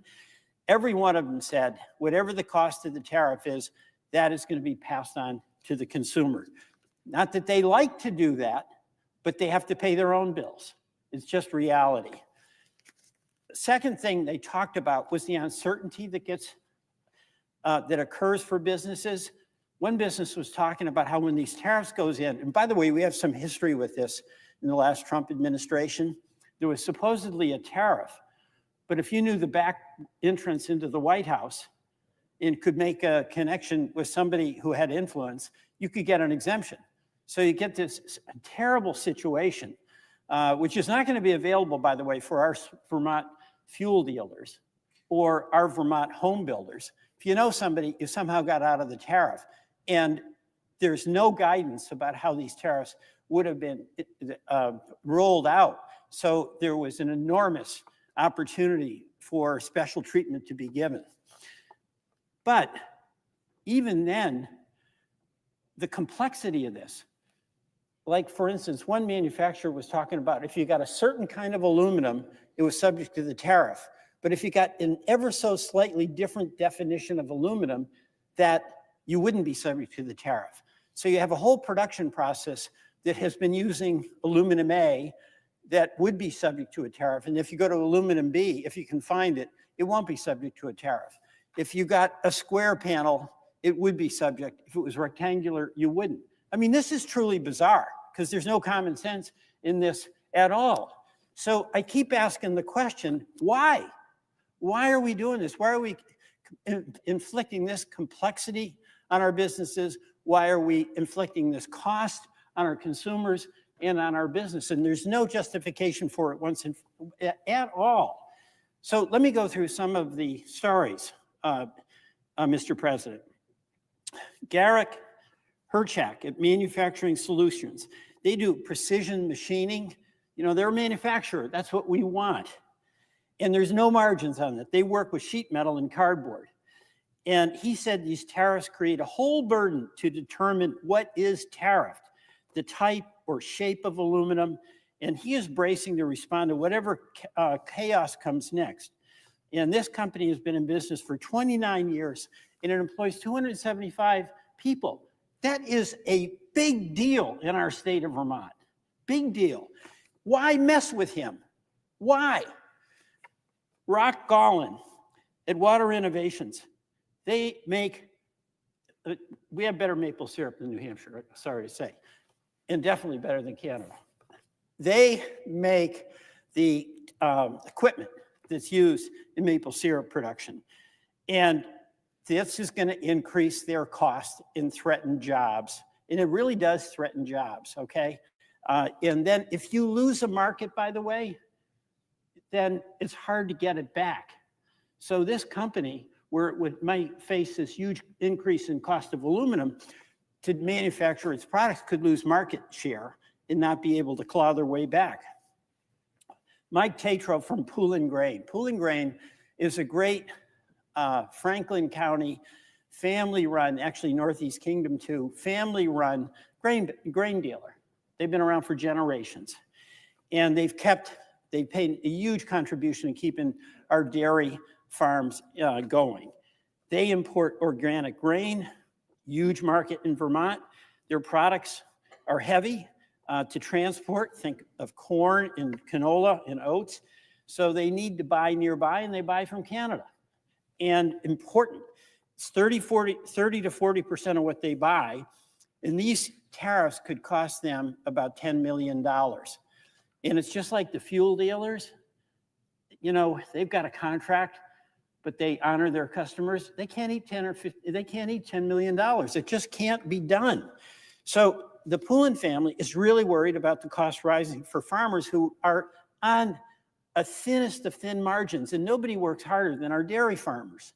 That is hard work, but it's so important to us in the state of Vermont that we give them every chance to succeed when they're facing tough odds every day. And why in the world would an act of the President of the United States add to the burden these dairy farmers already face when they're trying to hang on? It's just, it doesn't make any sense to me. He also said something that Mike said, something that's really important. You know, the unknown and uncertainty, it's very difficult. There seems to be a point of view in the Trump administration, president, I'll be candid, that he thinks chaos is a good negotiating tool. I'll leave it to others to decide their view on that. But if the chaos creates this uncertainty for the Poulin Grain Company, for the dairy farmers in Franklin County, for a family that is hoping they can build a house and they thought they had a price, for a family that's struggling to pay their groceries at the end of the month, that uncertainty is really an infliction of distress that's unfair and unreasonable. And to create uncertainty in everyday people who are trying to live in their community, do a good job for the people that they serve, families that are trying to do their contribution in the community and keep the well-being of their family together, and they're on a tight margin, it's cruel to inflict unnecessarily uncertainty. You know, the people from Vermont, the people from New Hampshire, and I think this is true around the country, they're okay with facing hard and grim circumstances. And they'll grit their way through it. And they'll take care of their kids. And they'll take care of their community. And they'll be generous. But you know what? When the hardship that is something they have to deal with is a hardship that has been arbitrarily inflicted upon them by authorities or powers in Washington, in this case, the president, and in my view, totally improper invocation of so-called national security with our biggest ally, Canada, then they start to wonder. That makes the burden even more and more difficult. So another person that was there, Sarah Meerhoff, was a representative of the general contractors of Vermont, and they do all the building. They've been incredible with the infrastructure challenges we've had after Tropical Storm Irene, that was a while ago, and then the floods we had in July of 23, and then again in July of 24. The cost of raw materials is already very expensive, and she quoted one of her members, Kevin Moyer from Vermont Frame, who said, "Tariffs have always been bad for everyone. As a business owner who buys a lot of timber from Canada, I'm very worried about the impact of tariffs on my company. I cannot absorb these costs and will have to push them through to my clients in the form of price increases, which will make my company less competitive versus other construction techniques like conventional framing." So I keep asking myself, why are we doing this to folks who are so essential to the well-being of the communities that we represent? And by the way, you've got two border state senators here. We have a lot in common, but everything we've said applies to similar businesses in every single state in the country. So this is not a Republican-Democratic deal. These tariffs are going to cost our families that you represent, Mr. President, that as the senior senator from New Hampshire represent, that I represent, it's going to cost them more money And for what? What are we getting in return? So, Mr. President, I too am very relieved, actually, on behalf of the people of Vermont and the people in New Hampshire and the people of this country, that there's been a temporary pause in these tariffs. But the uncertainty goes on. There will be no more justification in 30 days from now to impose these tariff taxes on Vermonters and on New Hampshireites than there is today. And today there's no justification. And in 30 days, there'll be no justification. And I would call upon the president to get real in accepting the consequences to everyday families, to small businesses. These aren't billionaires. These are really hardworking people in Vermont, in New Hampshire, and they just rightly don't understand this. So yes, it's good the tariffs have been suspended. It's really bad that they were ever threatened to be imposed. They will never do any good when there's a bogus reason, so-called national security, and a real abuse of that authority by the president to invoke that with respect to our closest ally and neighbor and in the trenches with our soldiers in every war we've been in. So, Mr. President, I just urge President Trump to do the right thing here. He can be tough. He can pursue his policies. But the first principle that every one of us in public office should respect is that we do no harm to the people we represent by the policies we advocate. Mr. President, I yield back.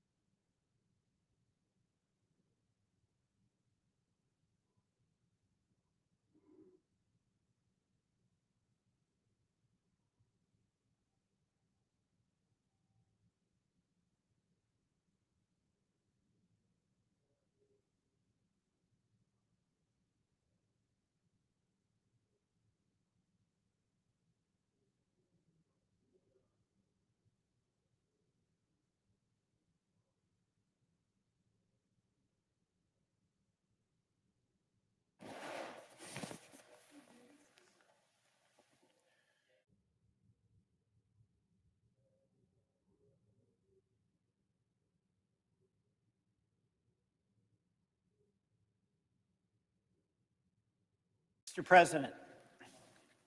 Recognize the senator from Vermont. Thank you, Mr. President. Over the past 2 weeks, political operatives in the administration of President Trump and Elon Musk have shown the American people and the world that they plan to destroy as much of the professional workforce in the executive agencies as they can get away with. Whether it's illegal, and it is, or unconstitutional, and it is of no concern.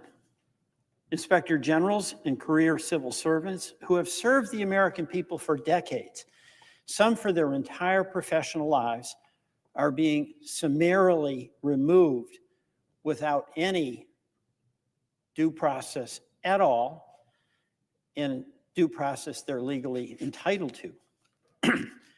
They're being replaced with Musk-approved partisans who have little, if any, government experience or little, if any, substantive knowledge. They do have a qualification, and that's total loyalty to the president. On top of Mr. Musk's list of agencies to eliminate in the U.S. is the U.S. Agency for International Development, or USAID as we know it. That has been the subject of a ferocious attack by Mr. Musk. That agency is one that not many Americans know about, but which fulfills a vital mission. It has a relatively small budget, less than 1% of the total federal budget, and it has a large responsibility to support humanitarian, economic development, and governance programs in more than 100 countries. Whatever, quote, savings Elon Musk might obtain from cutting USAID would have no appreciable impact in offsetting Mr. Trump's huge tax cuts for the wealthiest Americans. It wouldn't even amount to a rounding error. But last week, in the manner in which this is done, I find extremely disturbing. Mr. Musk, and by the way, for all his brilliance, he has no government experience himself. He called USAID a criminal organization. Dozens of USAID's dedicated senior officials, including the Office of General Counsel, were purged. That's not happened before. That has not happened before in this country. And over the weekend, Musk called USAID evil and a viper's nest of radical left Marxists who hate America. Others in the administration have accused USAID personnel of insubordination and acting against American interests without producing any evidence to back that up. Reminiscent of the McCarthy era, make the accusation, destroy the reputation, and move on. That's a serious question, and we should, each of us, be asking the implications of this language. I find Mr. Musk's accusations appalling. I know they're factually baseless, and frankly, I find them despicable. It's also curious because in 2022, his company Starlink received millions of dollars from USAID for Starlink's operation in Ukraine, not to mention the incredible amount of taxpayer subsidies that helped Tesla become the major company that it is.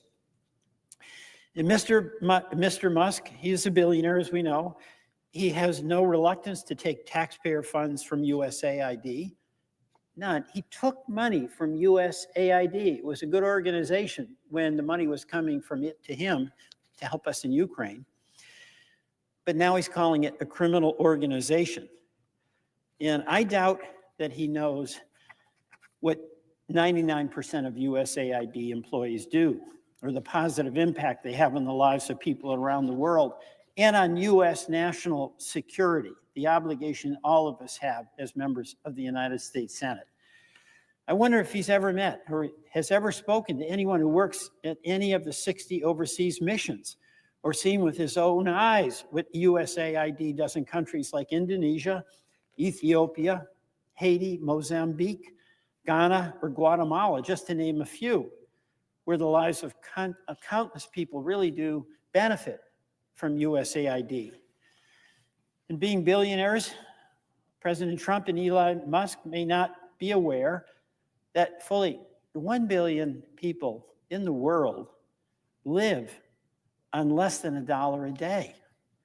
They may not be aware that the lives of hundreds of millions of people, especially children, are threatened by diseases that can be prevented or cured with drugs and that cost only a few pennies. Or maybe Mr. Musk is not aware that the life of every American is threatened by the spread of infectious diseases. We saw that with COVID, and there's other diseases out there where what we do elsewhere protects the health and safety of people right here at home. Or maybe Mr. Musk isn't concerned that the Earth's tropical forest and endangered species are being decimated by illegal miners, loggers, and wildlife traffickers, who are often in collusion with local police and transnational criminal organizations to feed, by the way, China's insatiable demand for minerals, timber, and wildlife. Consequences to the environment be damned. USAID works with local governments and organizations to protect forests in South and Central America, Central Africa, and in Indonesia, and to train wildlife rangers to combat poaching and trafficking. It may make absolutely no difference to Mr. Musk, as it clearly doesn't to President Trump, that the rising acidity of the oceans in plastic pollution are destroying what remains of the world's coral reefs and marine species at the bottom of the food chain due to the burning of fossil fuels. And USAID works to protect marine ecosystems and support the reduction of fossil fuels, carbon emissions, and reduce plastic waste. Mr. President, government corruption, repression, and impunity may not be a priority in other countries for President Trump and Elon Musk to take on, even though they are major causes of the poverty in the world, political instability and violence, narcotics trafficking, and migration in our own hemisphere.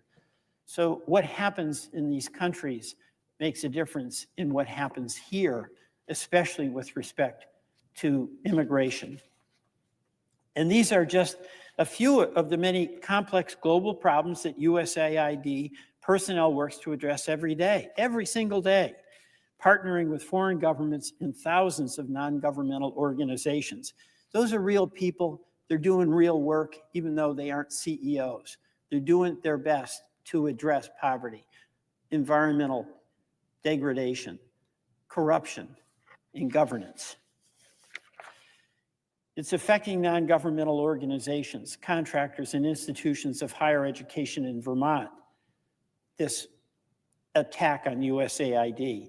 These are Vermont organizations, Mr. President, that have a long history of implementing USAID humanitarian and development programs.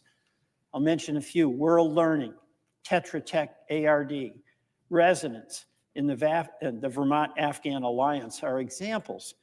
They're being decimated as a result of this order. And suddenly, out of the blue, without even an hour's notice, these organizations and others were forced to shut down programs and lay off staff with no idea of what comes next. Many of their employees are working overseas where they are stranded without even the ability to have funds to pay for flights home. That's how sudden it was. And unlike Mr. Musk, they don't have their own private jets. This not only sends a message to the people of those countries that the United States can't be relied on, it's pretty cruel. Create that uncertainty, that confusion, and then that desperation. The U.S. Agency for International Development, like any federal agency, is not perfect. And anytime there's talk of reform coming from your side of the aisle or ours, I'm all ears, because anything we can do to make what we have work better, we all have an obligation to do our part. But USAID was established by an act of Congress more than 25 years ago. And constitutionally, no president and no unelected billionaire can unlawfully shut a congressionally authorized agency down. There's no authority to do that. And we shouldn't stand by and essentially abdicate our Article I authority and cede the capacity to a president to pick and choose among agencies legally authorized by the Congress as to whether he will destroy it or continue it. You know, some folks have said that shutting down USAID is part of the president's plan to reduce the national debt. It isn't. You know, I think the president cares a lot less about the national debt. It went up by more than $7 trillion to pay for tax cuts, and eliminating the USAID would make no dent in that at all. Some have said that we need to better align USAID's programs with the policies of the State Department. That's something that is worth discussing. And I'd have some confidence in Secretary Rubio taking a serious look at how that can be done. But for the most case, but that's already being done by and large. Diplomacy is the job of the State Department. It's not the same as development, which is what the USAID does. And you don't shut an agency down, freeze billions of dollars in authorized programs, silence or remove entirely the senior staff, and lock thousands of employees out of their offices. I mean, this is unbelievable. You locked the door so people show up for work and they can't get in. And you do that without any notice before having any discussion. You know, this is a difference between disruption, that can be good, and destruction, which is terrible. And I believe, Mr. President, that it's our job. It's our job as senators to speak up in defense of the civil service, the foreign service, their families, USAID's autonomy, and the foreign assistance programs that Republicans and Democrats have strongly supported for generations. Programs that have been the building blocks of U.S. security partnerships and alliances around the world that we depend on to prevent conflict, respond to humanitarian disasters, and create markets for U.S. exports and counter the malign influence of our adversaries. Mr. President, as my colleague, the senior senator from South Carolina, has said year after year when speaking about USAID, quote, soft power is a critical component of defending America and our values, unquote. He's been a consistent defender of USAID's workforce and budget, as have many other Republican members of Congress, leaders of the U.S. business community, and senior military officers who understand that diplomacy and development are as important to preventing conflict as the threat of military force and a strong military, which we support.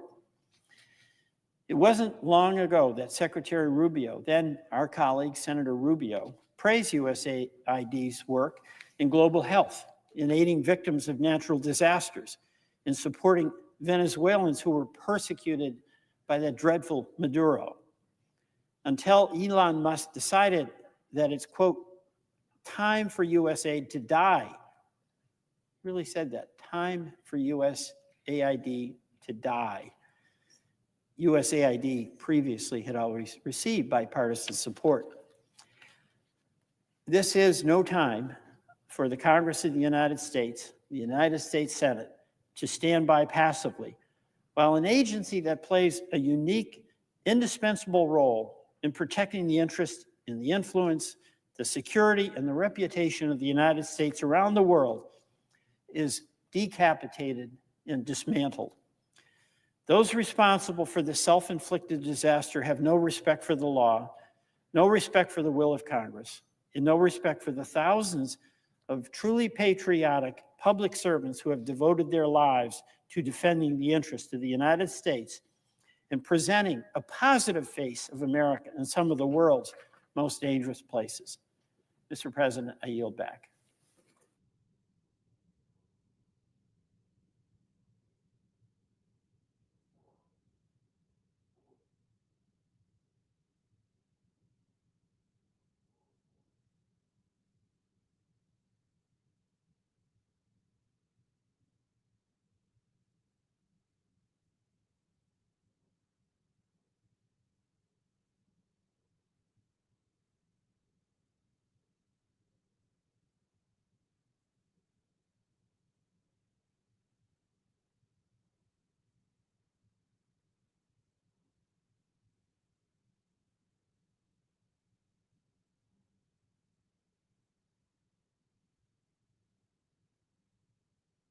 Mr. President, The senator from Nevada. thank you. It's now been more than 2 weeks since President Donald Trump took the oath of office, and there have been virtually no actions to lower costs at the grocery store. On the campaign trail, Donald Trump made promises over and over that he would address rising costs. In fact, he said, quote, on day one, we'll end inflation and make America affordable again, on day one. And he said, quote, when I win, I will immediately bring prices down, starting on day one, end quote. Well, way past day one, it's now day 16 of his presidency, and so far the Trump administration has failed to meet the president's own goal and promise to hardworking families. Just look at what it costs to buy milk, bread, and eggs. When Nevadans go to the grocery store, many are seeing empty shelves where the eggs are supposed to be. And the eggs people do find, well, they cost an arm and a leg. So just look at this picture here from Reno, Nevada, a grocery store there. Empty shelves. That's where the eggs would be. And meanwhile, the Trump administration is doing nothing to help fix this or stop corporations from jacking up the prices. Instead, President Trump has been cozying up to billionaire CEOs and taking actions that will hurt families and drive prices up and up. Trump's first actions were to push through a whirlwind of executive orders, including to roll back actions to lower prescription drug prices. So I'm going to repeat that. One of President Trump's first actions was to stop efforts to lower your prescription drug costs. And just this past weekend, President Trump announced reckless tariffs on Mexico and Canada.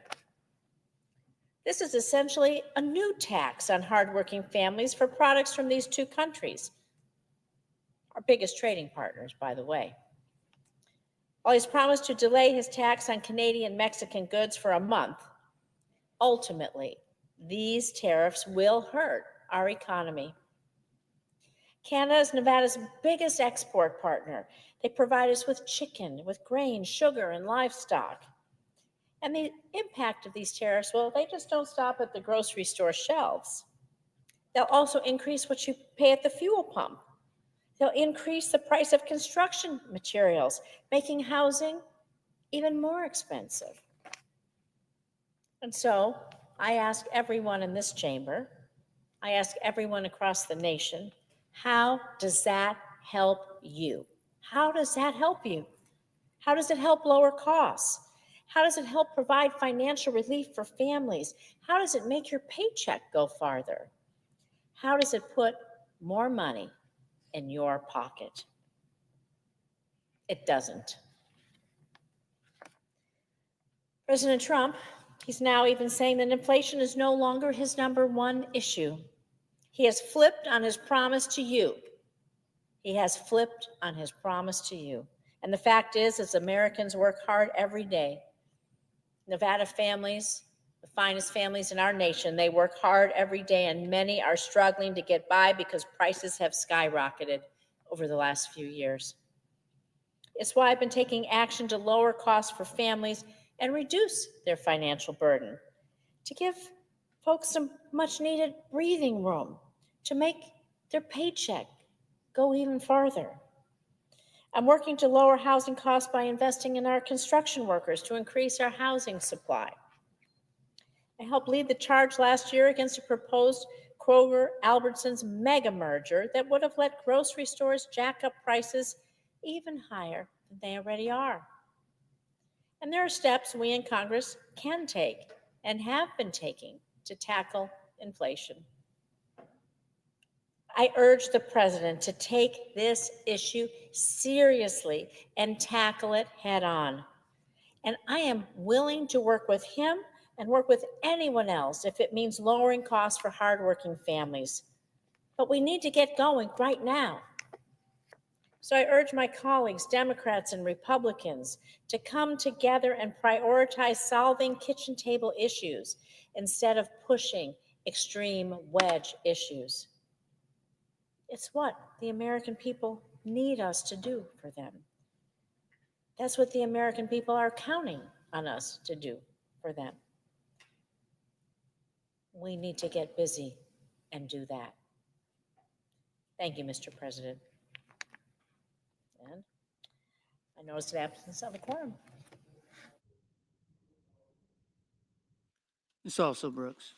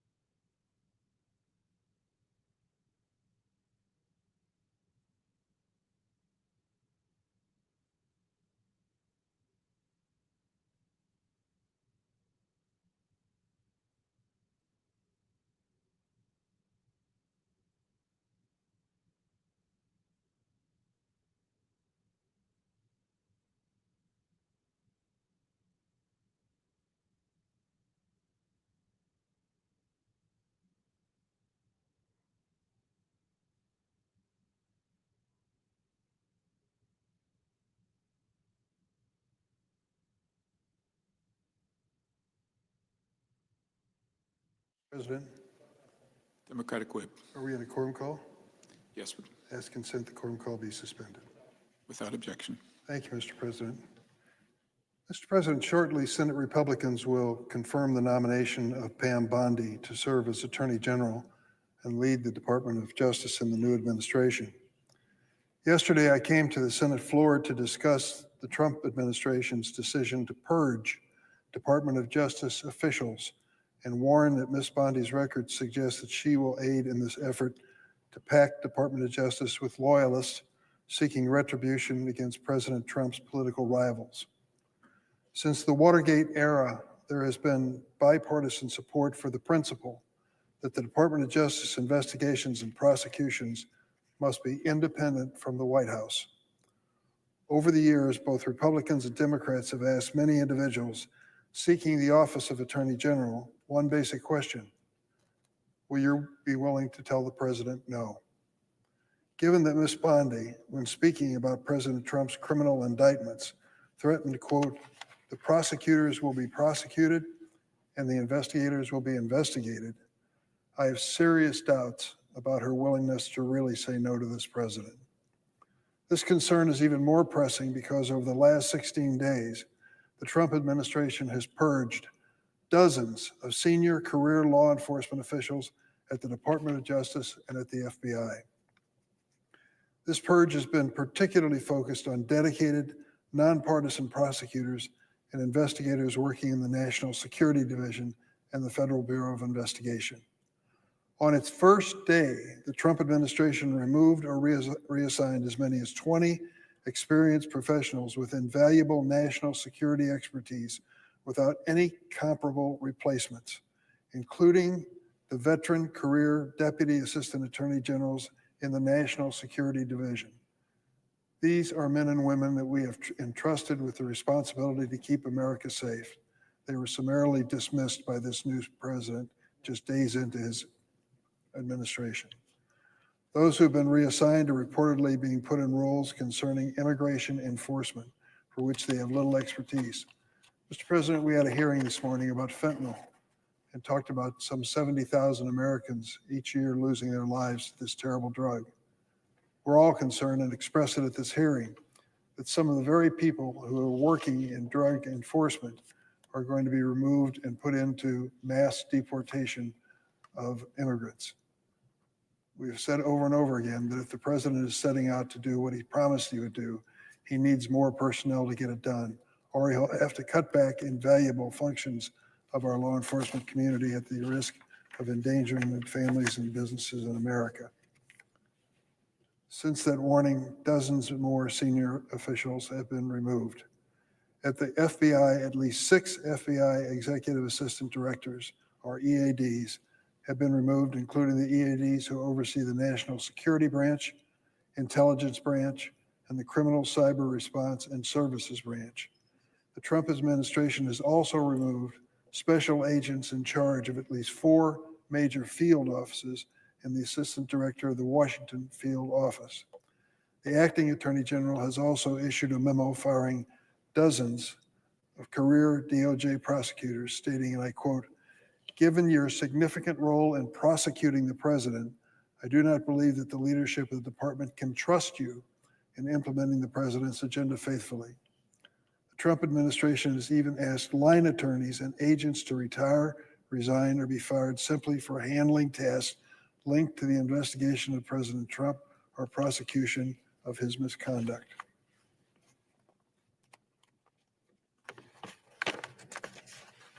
The acting FBI director informed the entire FBI workforce that he was reviewing the files of, quote, "all current and former FBI personnel assigned at any time to investigations and or prosecutions relating to January 6th and related terrorism and unrelated terrorism cases."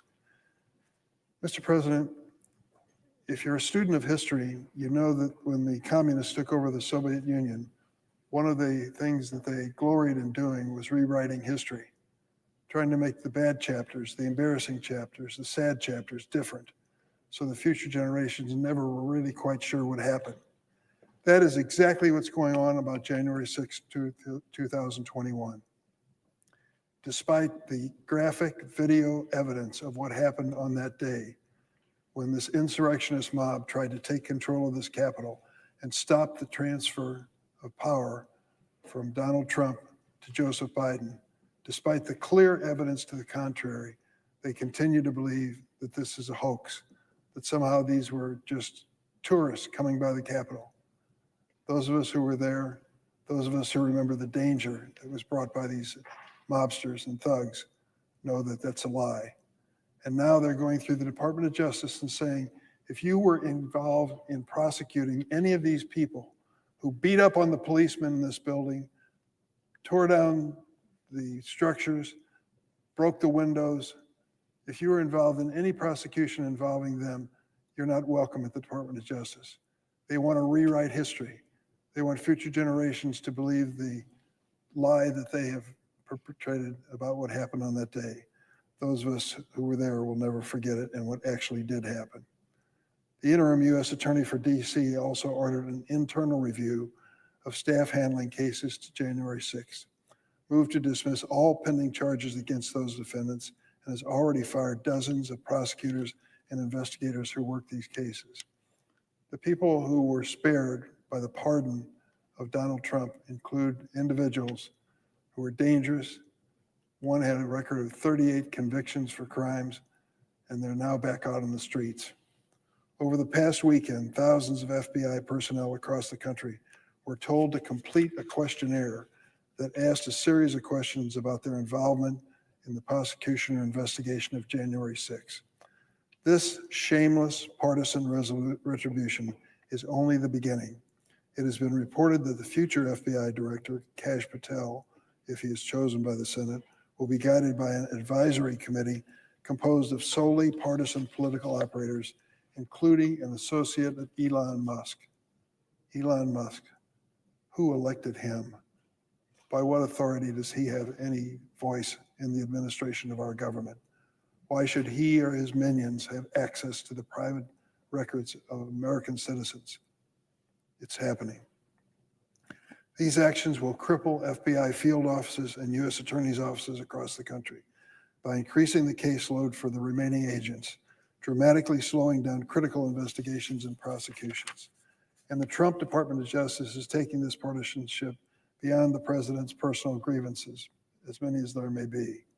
They are already dropping criminal investigations against the president's allies, such as Congressman Andy Ogles.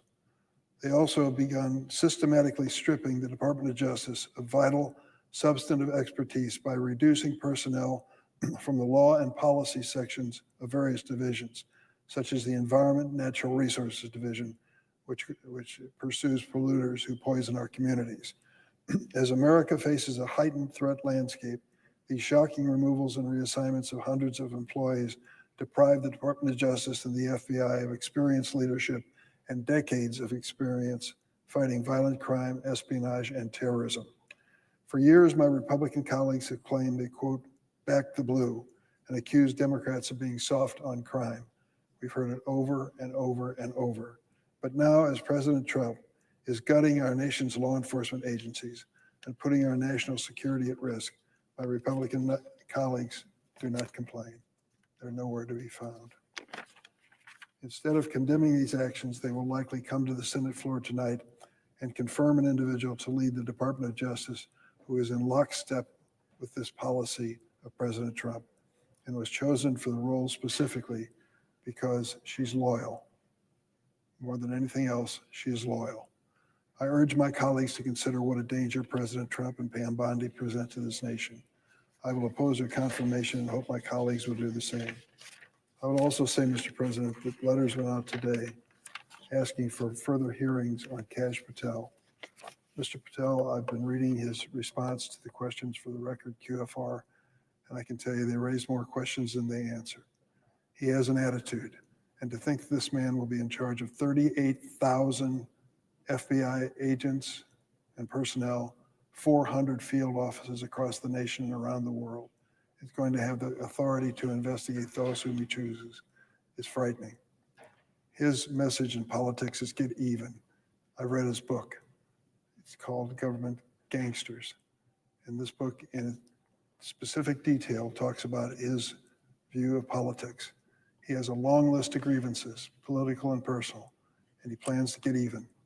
That is not the kind of person we need in charge of the FBI. He has no experience to point to any significance, which qualify him for this job. We've had many directors of the FBI chosen for long periods of time because of our change of the law. We now have a 10-year period of service for the director of the FBI, and we also do our best to make sure that they are apolitical, since they bridge various administrations, not just one or two. That is part of the law, and that is the reason we did it. Now we're going to put a man in that position who has no experience, no background, and a political chip on his shoulder. I'm afraid that is just a recipe for disaster. I urge my colleagues to think twice about Pam Bondi and Kash Patel. This is not what we should expect or want from the Federal Bureau of Investigation and the Department of Justice. Mr. President, I yield the floor.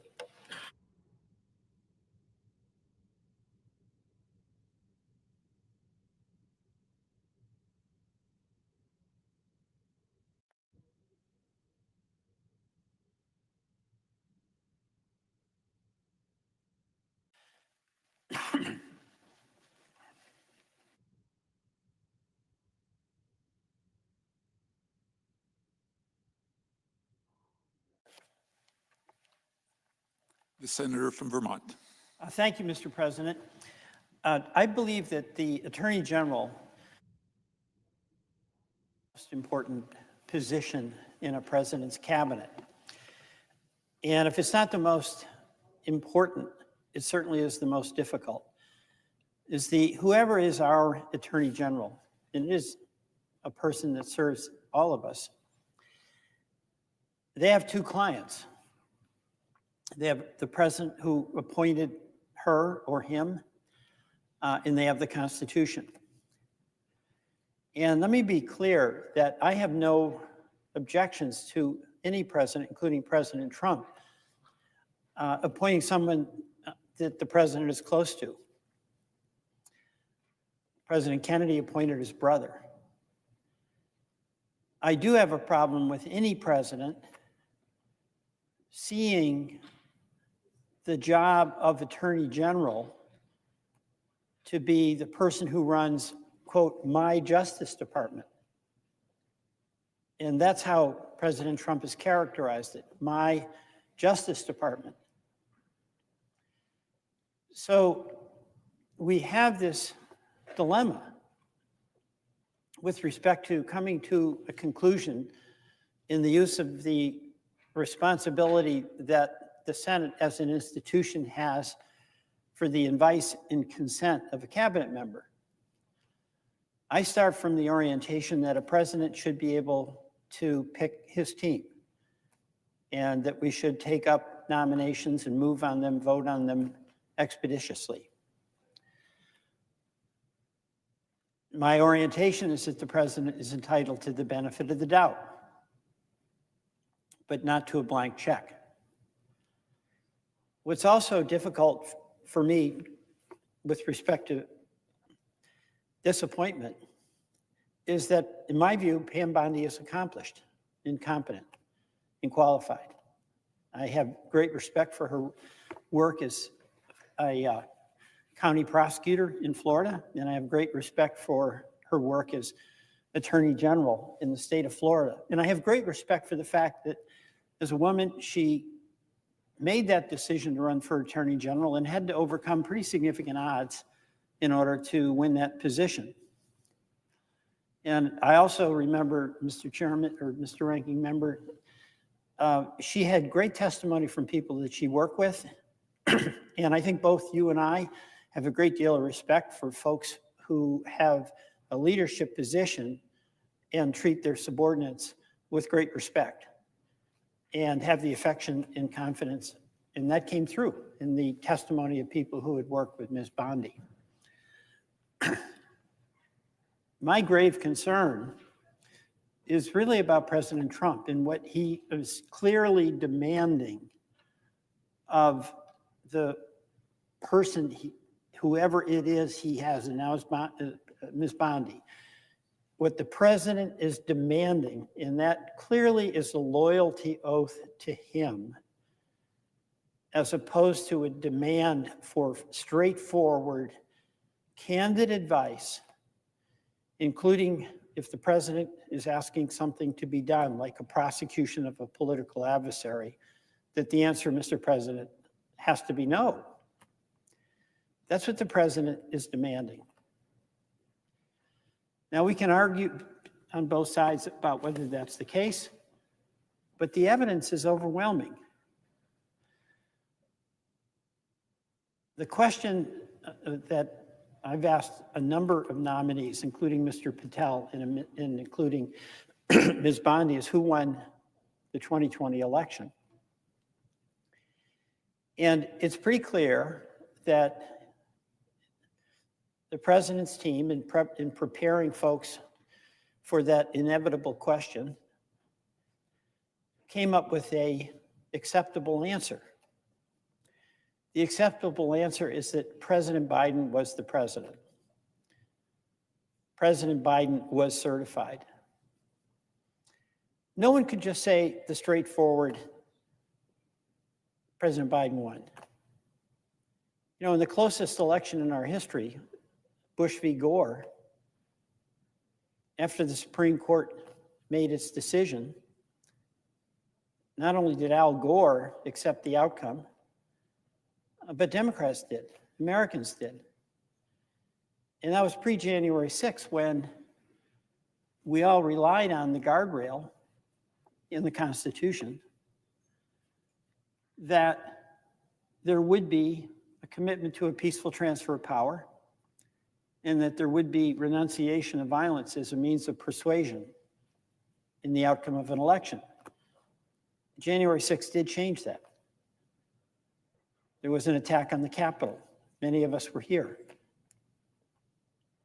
That was inspired by President Trump. He invited people to come. It'll be wild. And it was provoked because the president used the enormous authority he had, the enormous credibility he had with people who supported him, to begin peddling the stop the steal narrative. The election was stolen.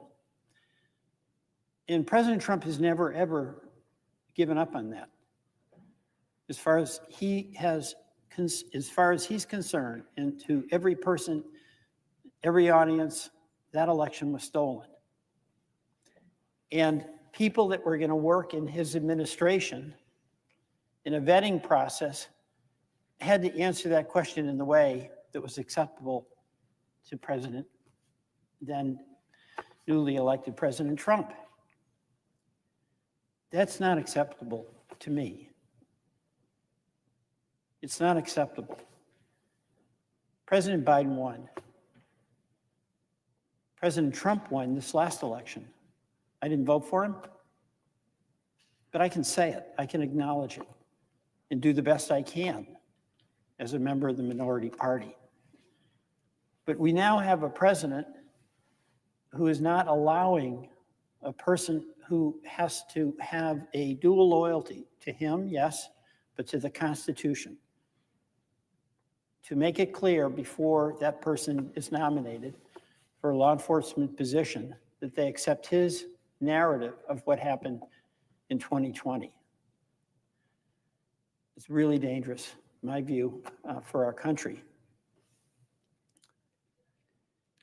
You know, the president has gone on, much to my regret, intensifying that concern that many of us have as to whether there'll be an adherence to the rule of law. In an extraordinary first 2 weeks, the president has gone on, it's my opinion, but a lot of courts support it, a rampage of illegality. This is a serious threat to our country. Let me start with the impoundment. You know, basic civics, Article 1 branch, that's the U.S. Senate and U.S. House, has authority over appropriations and spending. The executive can propose, and we can consider an appropriation request. The president can reject an appropriations bill that the Congress passes with a veto. But what the president can't do is pick and choose where he feels like spending or just disregarding the appropriations passed by the Congress of the United States, and he's doing that. The impoundment is patently illegal, not even close. And what's clear to me is the president doesn't care, because if the impoundment causes enough havoc that affected agencies will either be destroyed or severely damaged. Let me give a couple examples. That impoundment notice went out. Wells River Community Health Center in Vermont. It provides health care to really poor Vermonters, and they do an incredible job. They have a cash balance that allows them to stay in business for 0 to 5 days. That's it. The impoundment notice comes in. Literally, they show up to work and it says, you shut down. You can't open up tomorrow. Those folks running that organization don't have the money to pay the salaries of anyone, the doctors, the receptionists, the medical providers. We see what's happening at USAID. We're shutting you down. The doors are locked. People show up for work, they can't get in. That's illegal, unconstitutional, as I see it. And the administration, the president, has made a clear decision that he doesn't care. He's not going to worry about the niceties, things that restrained Republican and Democratic presidents before, namely adherence to the law, a recognition of their responsibility to preserve a tool that has been a safeguard for our democracy through both Republican and Democratic administrations. Those rules don't apply to him. And then we've seen that he's delegated authority to a non-elected billionaire, it's Mr. Musk, and told him basically to go wild with the federal government, do what you want, go where you want. And in one of the most astonishing things, Musk sent over 5 kids. One of them is 19, he can't drink in Vermont. And 4 early 20-year-old folks.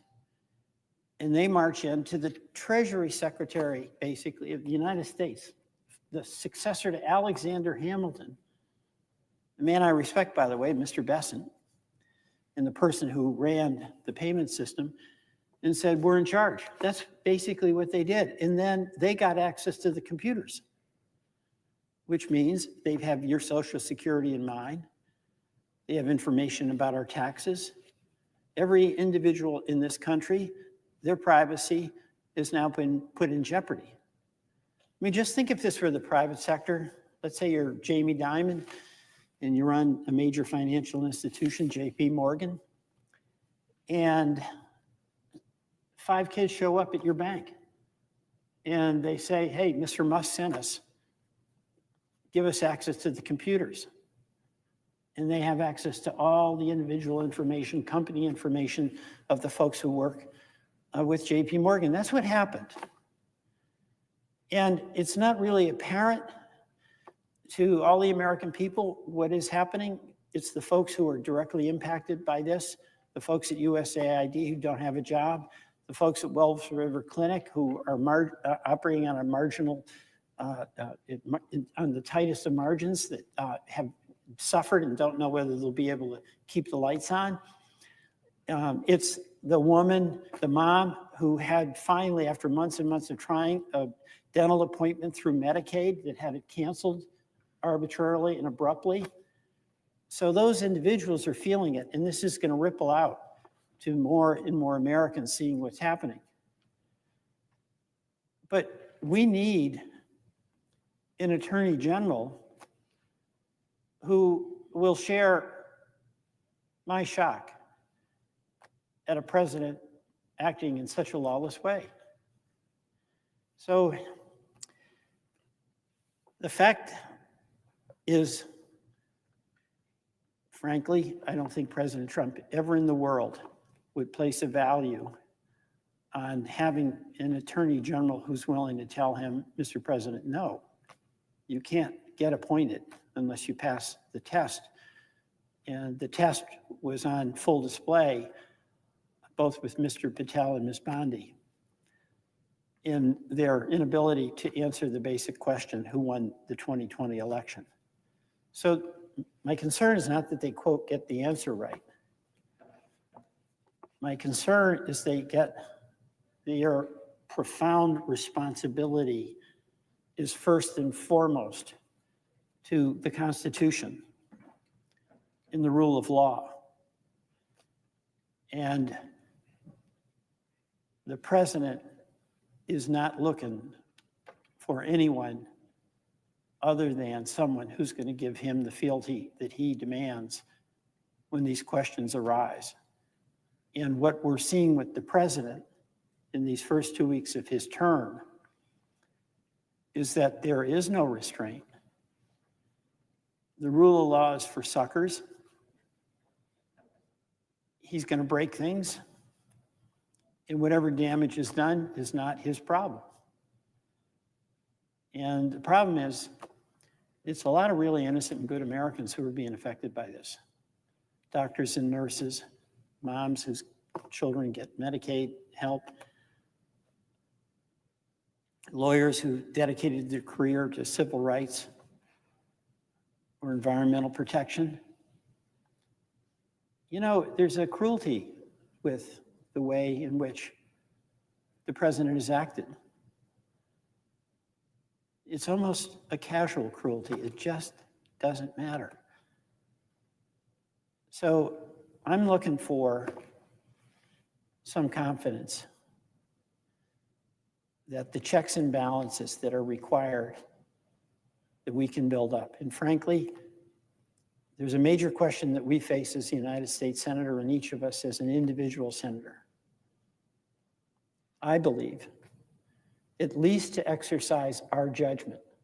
We won't agree necessarily, and we may come to a different judgment about how best we can do what I think each of us is required to do, and that is protect the institutional responsibility of the United States Senate to be an independent and separate branch of government, and to adhere to the importance of the separation of powers, and that this institution has a fundamental responsibility to the American people to be a check and balance.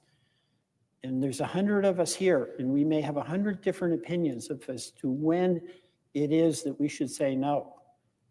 But my hope is that every single one of us will accept that it is our responsibility to make that judgment and not just passively submit to whatever action the president is sending our way. With that, I yield back.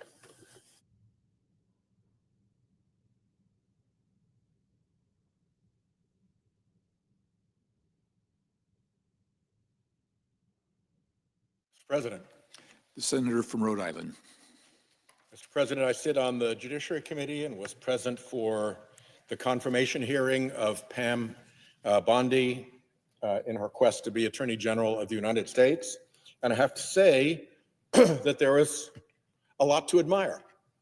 She had been a competent prosecutor for many years. She was the twice elected Attorney General of a major state. And she said a lot of the right things about independence of the department and rule of law. What I couldn't get over was how things changed when she got to a topic that would have been sensitive to Donald Trump, something that would have gotten Donald Trump all twitchy. When she hit those topics, it was like, you know, watching the plane fly into the Bermuda Triangle and all the navs and comms go crazy. She couldn't say obvious things like, did President Biden win the 2020 election? That's an easy answer. Yes, he did, sir or ma'am. Super simple. When she can't say that, that's a sign. When she told us that there'd been a peaceful transfer of power, a room full of senators who had had to flee this chamber because of the violence of January 6th and go and shelter in a secret location, and she had to tell us that there had been a peaceful transfer of power. Again, haywire. No predication, she said. She couldn't say there was no predication to go after somebody like Liz Cheney or Jack Smith. Predication is the key to being able to open a case like that. The predication is pretty apparent, or its lack is pretty apparent, and she could not agree that there was no predication to open a case. And last, she pretended that the candidate for FBI did not have an enemies list. He had an enemies list. He published his enemies list. He said that the people on his enemies list were criminals. He said that now it's time to go on the manhunt for the enemies that he identified on the enemies list. So when she can't state the obvious, it causes real concern. And it causes real concern because of the lawlessness of this administration already demonstrated in the first 2 weeks. She got a lot of questions about pardons. Would she support violent offenders in the January 6th attack on the Capitol being pardoned? And we were chastised for having asked such questions by our Republican colleagues who said, you know, you're asking her ridiculous hypotheticals. That will never happen. Jim Jordan, oh, that wouldn't happen. The president would never do that. Over and over again, Republicans said, oh, that will never happen. Well, what happened? He pardoned the violent offenders. In fact, some of them are already up to no good again. We've got some arrested for assaulting police officers.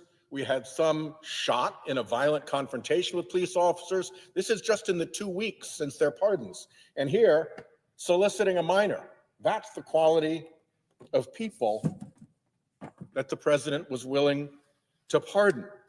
So those pardons are another signal about a very strange and dangerous time that President Trump is taking us into.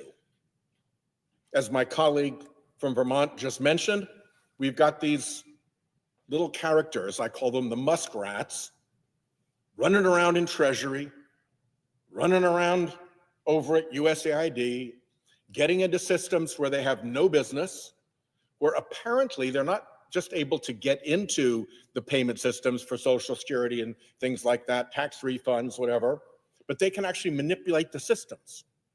And they can leave back doors so that Elon Musk can continue to access that data even after this raid by his little muskrats is over. We don't know the details of what they've done, but there are probably a great number of laws, including privacy laws, that they are violating by running around without proper authorization through these enormous accounting databases. And of course, the billionaires that helped bring Trump to office live off data. Now they've got access to one of the biggest data sets in the world. You think they're going to be responsible about that? I sure don't. Right now, in Rhode Island, funds are frozen and people can't get straight answers about how they'll ever get access to funding that has been duly appropriated, authorized, and obligated. The freeze of those funds by the president is now in violation of not one, but 2 court orders. So the lawlessness is apparent, whether it's the muskrats running around in Treasury looking at everybody's files, or whether it's court orders being patently violated, or whether it's violent offenders being pardoned so they can go out and solicit minors again. I mean, the whole thing really calls for probity and good judgment and adherence to constitutional norms from an attorney general. And when she can't answer as simple a question as did President Biden win the 2020 election, my alarms go off. And they particularly go off when we get to her FBI director, Kash Patel. She suggested that she'd be able to rein him in. I have my doubts. He made completely preposterous explanations of how his enemies list wasn't an enemies list, even though he had called those people criminals and that there would be a manhunt for them.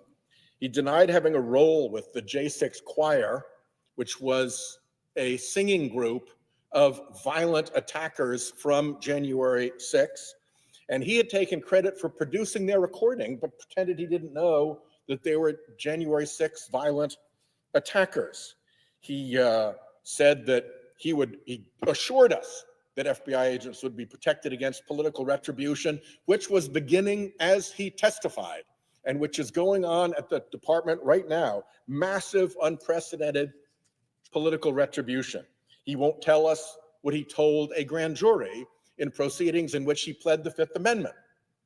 Well, if you plead the Fifth, and then you go into a civil proceeding, you having pled the Fifth is something that the civil attorney can use against you. It's called the adverse inference. A jury can draw the conclusion that the testimony that you would have given had you not asserted your Fifth Amendment privilege would be harmful to your case.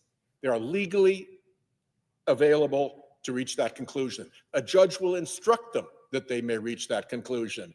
And here we are in the Judiciary Committee, and we can't get an answer from this guy about his grand jury testimony. We know he pled the Fifth, and what, are we not supposed to take the adverse inference that a regular jury would take from pleading the Fifth? It is a mess. This guy, Patel, went into a court in Colorado to testify for Trump.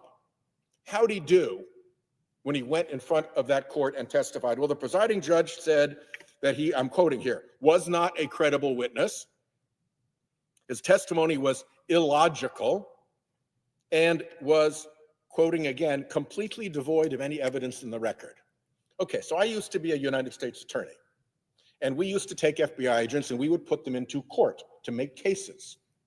If an FBI agent working for me had gotten that kind of a response from a Rhode Island district judge, that he was incredible, that he was making testimony that was illogical, that he could not be believed, there would be repercussions. We'd need to see if that was a Giglio disclosure problem for this person. We would need to understand why this FBI agent couldn't be trusted by a federal judge. This isn't just an agent. This is the guy who wants to run the FBI. So to trust Pam Bondi to rein in a character like this, who has virtually no experience that would qualify him to lead the FBI, says former Attorney General Bill Barr, who has ideas that are ludicrous, absolutely unqualified for this job, untrustworthy, an absolute disgrace to even consider him. A guy who ran onto his website, Kash Patel Retruthed, imagery of him chainsawing his enemies list people. This is actually a video clip. We can't play it here, but it's a video clip of him chainsawing through his enemies list. And he thought that was cool to retruth. That's the kind of person we're dealing with. Pam Bondi's going to be able to restrain him? Not if she can't even say that Joe Biden won the 2020 election. This was his last comment. He said I'd misquoted him. To the press, we're going to come after the people in the media who lied about American citizens, who helped Joe Biden rig presidential elections, like he didn't win it. We're going to come after you, whether it's criminally or civilly. We'll figure that out. But yeah, we're putting you all on notice.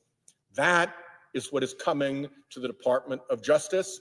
The FBI is in danger of being turned into the political enforcement weapon of this president, who is already breaking the law over and over again in just the last 2 weeks. And a woman who cannot say that Joe Biden won the 2020 election, I believe, is not going to be able to restrain this kind of misbehavior, let alone the kind of misbehavior we are seeing out of the Oval Office. So regretfully, because there was a lot to like about Ms. Bondi, regretfully, I cannot possibly vote to confirm her, and I yield the floor.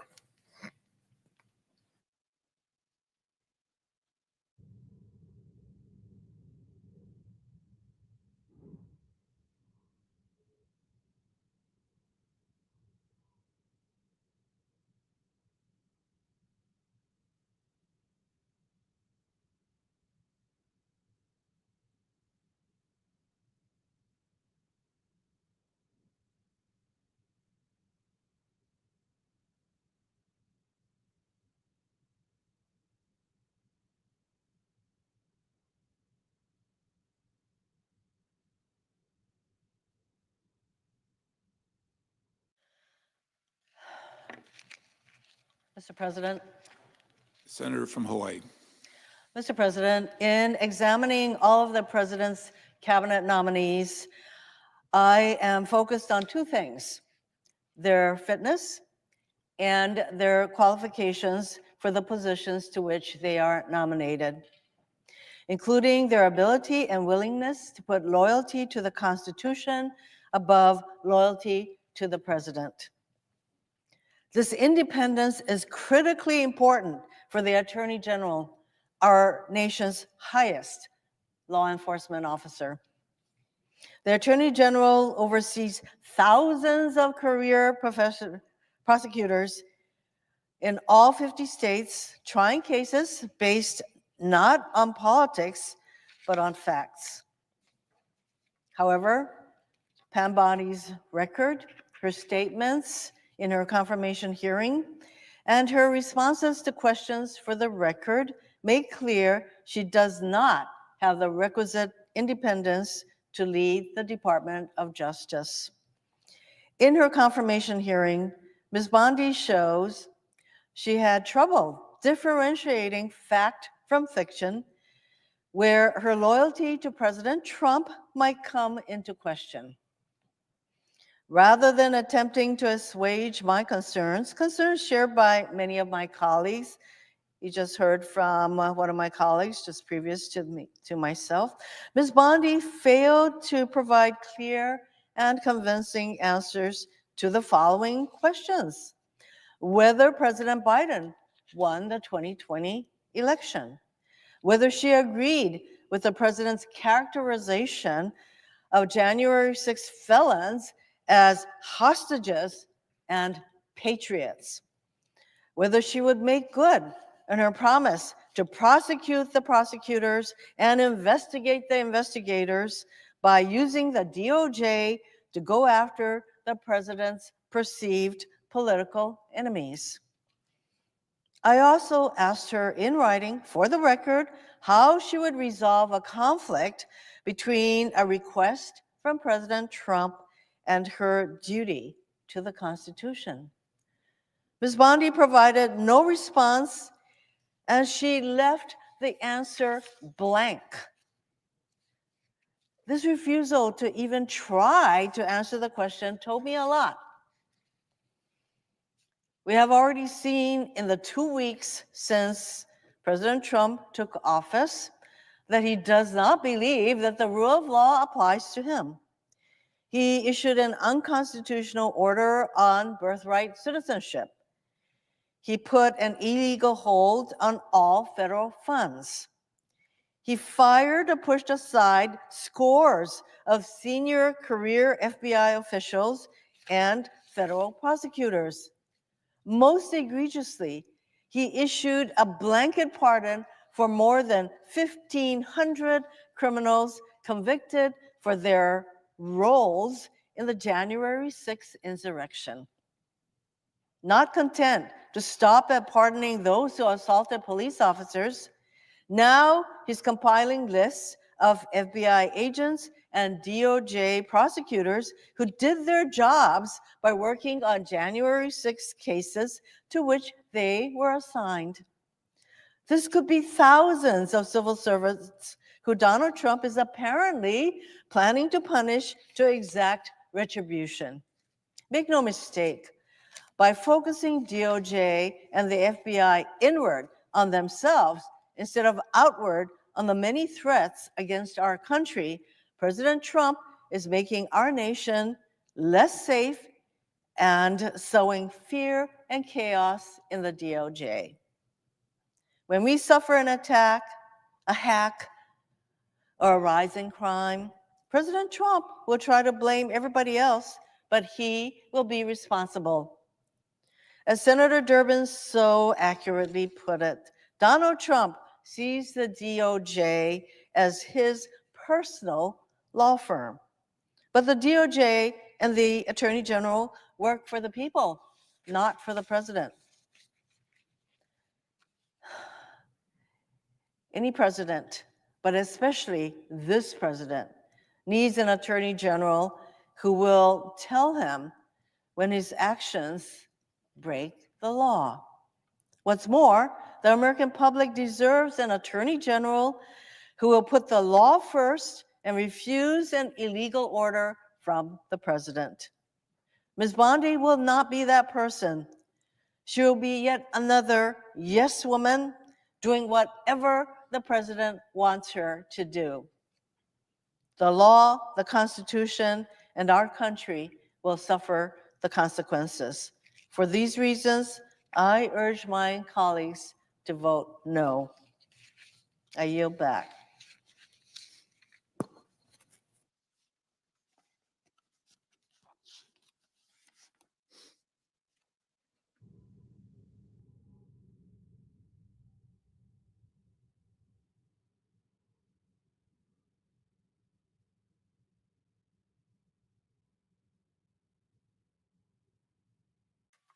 Mr. President. Senator from California. Thank you, Mr. President. Colleagues, I too rise today to oppose President Trump's nomination of Pamela Bondi to serve as Attorney General of the United States.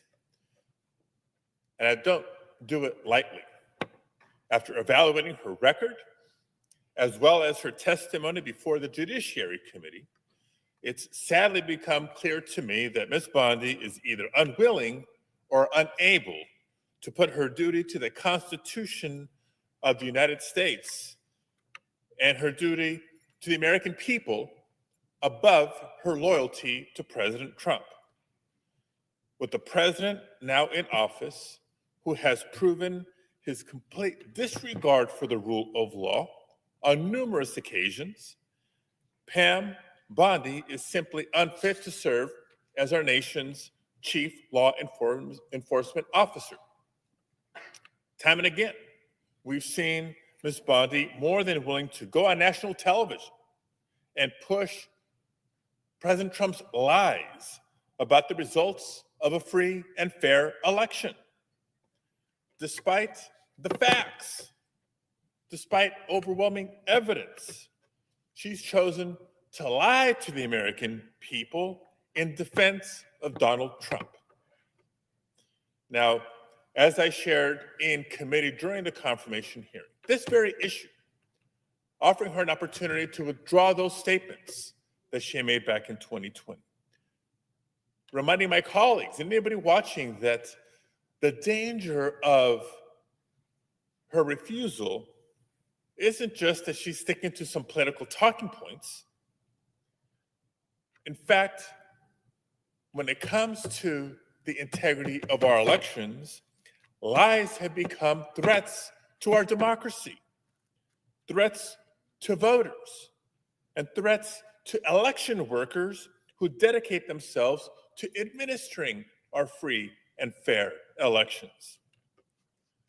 To this day, she refuses to state the simple truth that Donald Trump lost in 2020.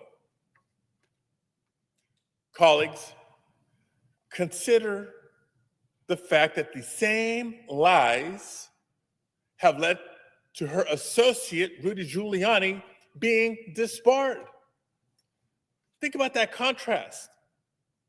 Rudy Giuliani lied, and he's being disbarred for those actions. Pam Bondi, same lies, refuses to take them back. And now you want her to be the top law enforcement officer for the United States of America? It's this very behavior that actually endears her to President Trump. And it's the same reason why we cannot trust her to hold him accountable.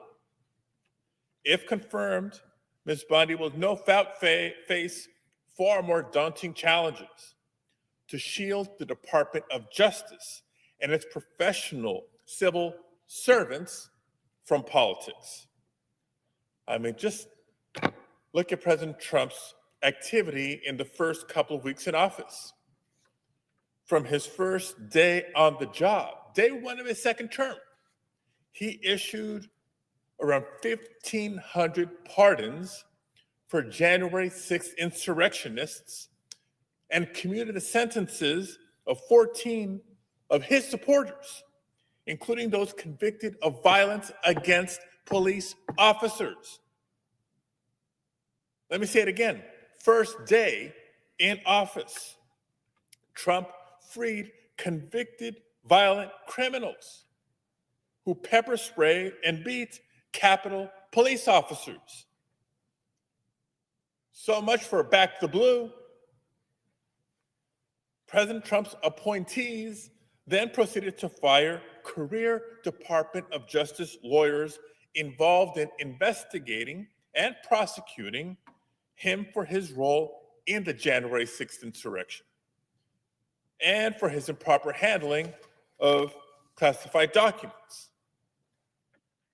Now, the acting U.S. Attorney for the District of Columbia has already promised to investigate the prosecutors who helped put violent insurrectionists behind bars.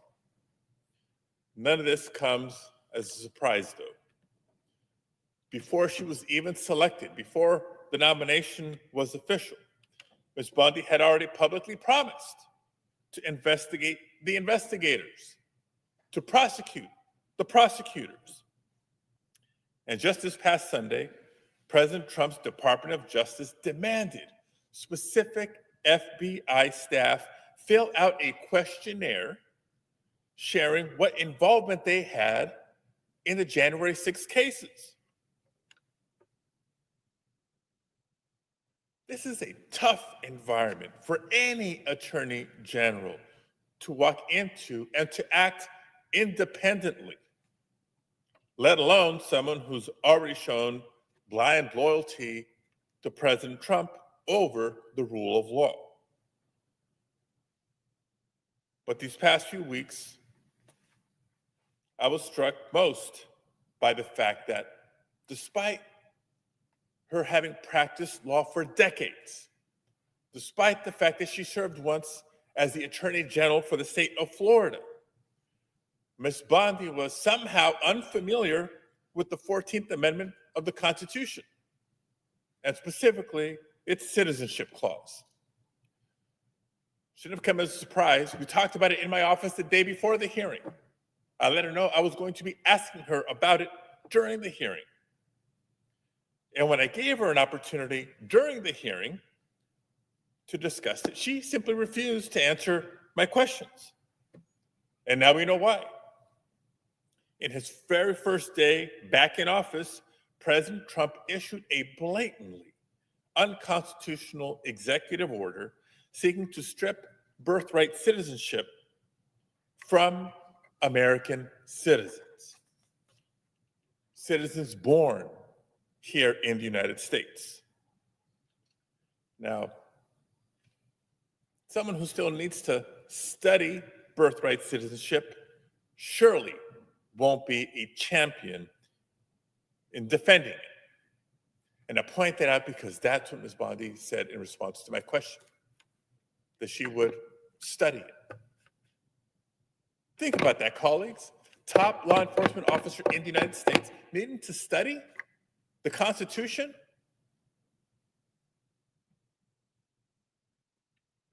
The American people need and deserve to be able to trust that the Department of Justice is enacting the law fairly, neutrally, and free from political interference. We need and deserve an attorney general who will speak truth to power, push back against illegal, immoral, and unethical requests. Someone who can be a credible messenger to the American people in a time of crisis. And someone who will defend not only the American people, but the proud public servants who work within the department and who are being purged in not a Saturday night massacre or a Monday massacre, but a January massacre by President Trump.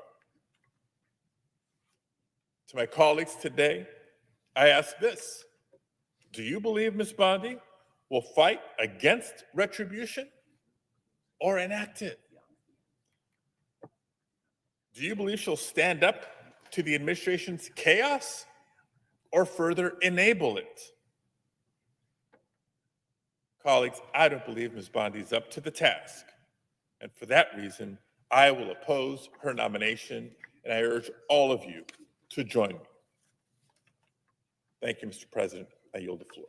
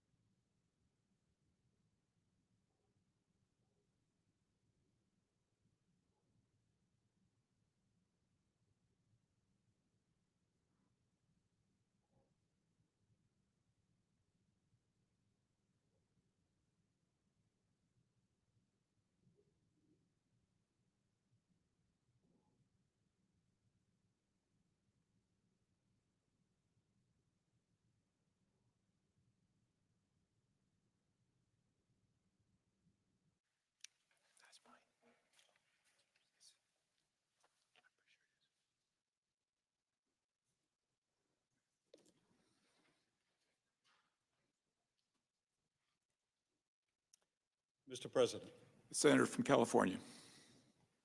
just over 8 years ago, Donald Trump assumed the office of the presidency for the first time. He began that administration with at least a few people of independence and stature, people that had enough of a respect for themselves and the rule of law that when they were asked to do things that violated the law, their oath, or their own sense of decency, they said no or resigned.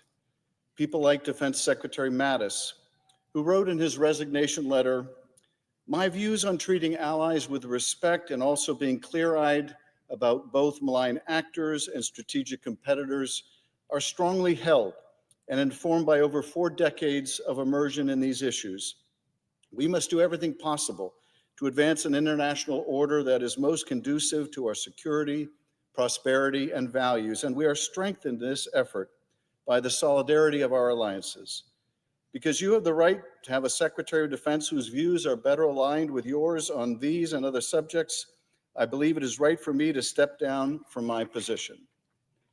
Treating allies with respect, being clear-eyed about malign actors, advancing an international order conducive to our national security, prosperity, and values. The solidarity of alliances, these didn't used to be novel ideas. They didn't used to be controversial ideas.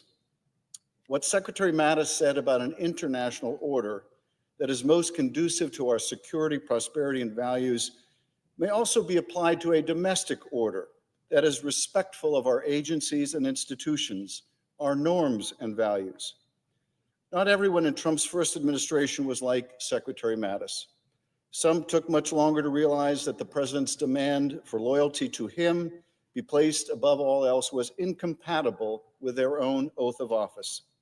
Attorney General Bill Barr, once so desperate for a job in the Trump administration that he wrote a lengthy job application castigating an investigation he knew little about, found ultimately that there were lines even he could not cross, like lying about the election. Others still, like Kash Patel, seemed never to find a demand by the president too taxing of their own moral code to raise an objection, but rather viewed any questionable order as a means of advancement. The question we face with the nomination of Pam Bondi is, what will she do when inevitably she is put to the test by a president who feels unbound by law or propriety? Her testimony before the Senate Judiciary Committee tells us that she will not pass the test. When asked about whether the president lost the 2020 election, she could not answer. When asked whether she would preserve evidence gathered in the January 6th investigation, she could not agree to do so. When asked about potential pardons of violent criminals who attacked police on January 6th, she indignantly assured us that she would review all pardon cases on a case-by-case basis, a promise breached by the president so soon thereafter that her words seemed still to hang in the air. If she could not assert her independence now, before Congress, before taking office, what hope can we have that she will do so when put to the test by the president? When asked about this too, she demurred. That's a hypothetical, but it wasn't then and it isn't now. The president has already pardoned hundreds of violent criminals. He has already issued executive orders that violate the law and Constitution. Would Pam Bondi have objected to the firing of inspectors general? Do any of us believe that she would? The president has issued an executive order attempting to amend the Constitution. A federal judge struck down this order as presenting perhaps the simplest constitutional question he had ever heard. Could we have expected Pam Bondi to defend it? Sadly, yes. The president issued an executive order freezing and illegally impounding congressionally appropriated funds. Would she have ushered a word of protest? Certainly not. Dozens of top prosecutors have already been fired from the Department of Justice, who did their lawful duty investigating the rioters who attacked police. Would she have resigned in protest? She has witnessed this Saturday night massacre and still wants the job, so plainly, the answer is no.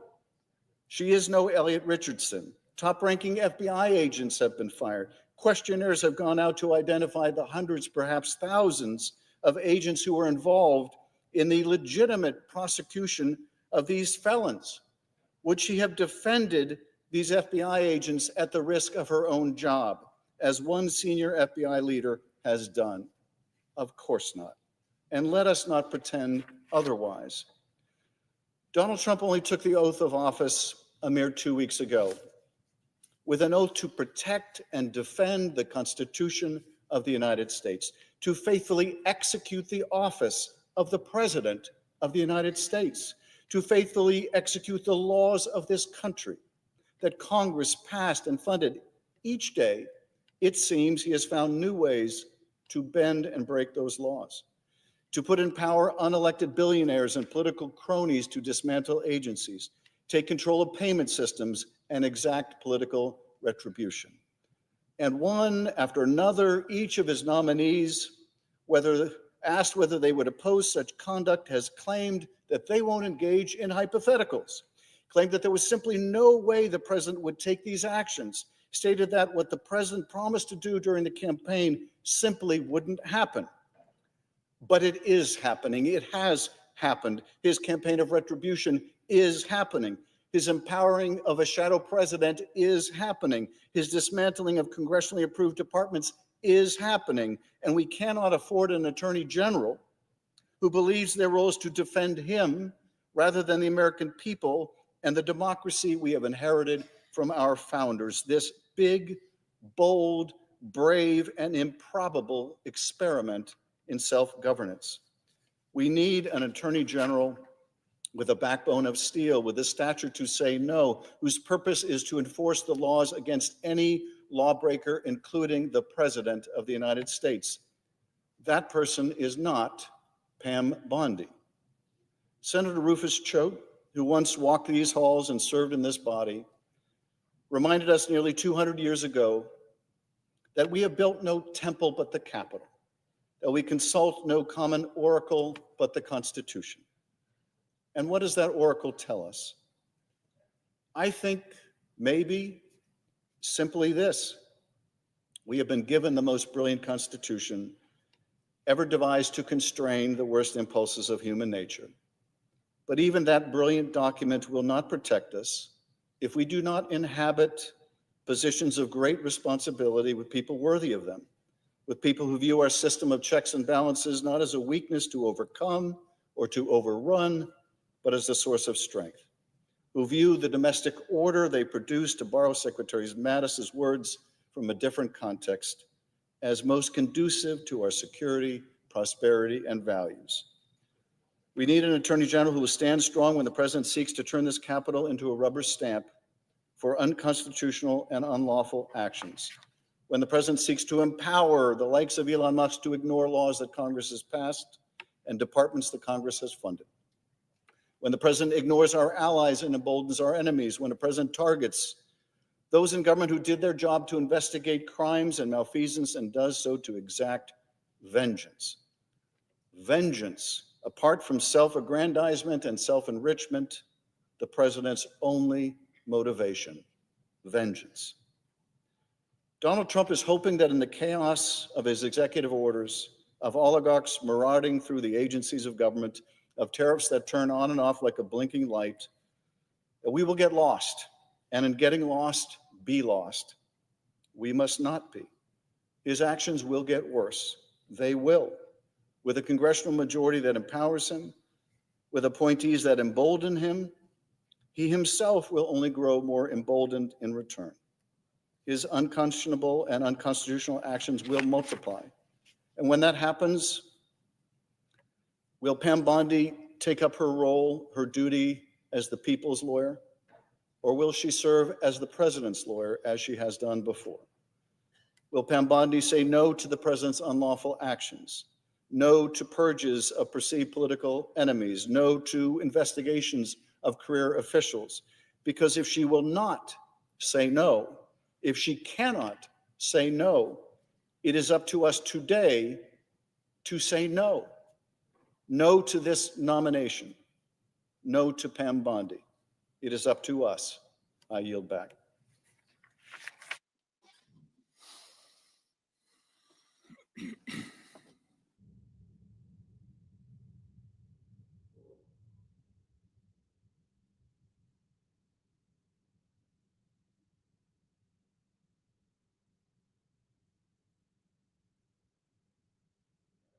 Senator from Connecticut.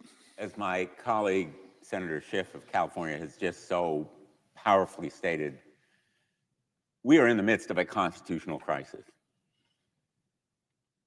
A crisis that would have been unimaginable just weeks ago. A crisis that involves a president disobeying the law. Now, presidents in the past have disobeyed the law. They've sought to test the boundaries of their power, and the courts have blocked them. But never has a president violated so many significant laws and the Constitution so rapidly, so repeatedly, that we are, as Senator Schiff said, lost in the chaos. And it falls to the arbiters of law, our courts. But it is also incumbent on the enforcers of the law. Any of us who have served in the Department of Justice, I was United States Attorney for Connecticut for 4.5 years, knows that the most important decisions that any prosecutor, any law enforcer makes is whether to uphold the rule of law and sometimes say no to an FBI agent who is too enthusiastic about a case and wants to indict someone who could not be convicted. A public official who is close personally or politically and has overstepped their powers or ethics. To be fair, independent, objective, to be completely impartial, and to uphold the rule of law is the first duty of anyone in the United States Department of Justice. And I have more than respect. I have reverence for the Department of Justice. And that's why I am so deeply disappointed that we are here tonight for the nomination of Pam Bondi. The Attorney General of the United States of America is supposed to be the people's lawyer, not the president's. Donald Trump has said he wants the Attorney General to be his Roy Cohn, his fixer, his personal attorney. Well, Ms. Bondi said she would be the people's lawyer, but that claim is betrayed by almost everything else she said, and most important, what she would not say. Here's what she would not say. She would not say that she would say no to the president when he asked her to do something illegal or immoral. She dodged that question. She would not say that she was wrong for spreading lies about fraud and cheating in Pennsylvania during the 2020 election. She dodged that question too. She would not say that President Biden won the 2020 election or that President Trump lost. She ducked it.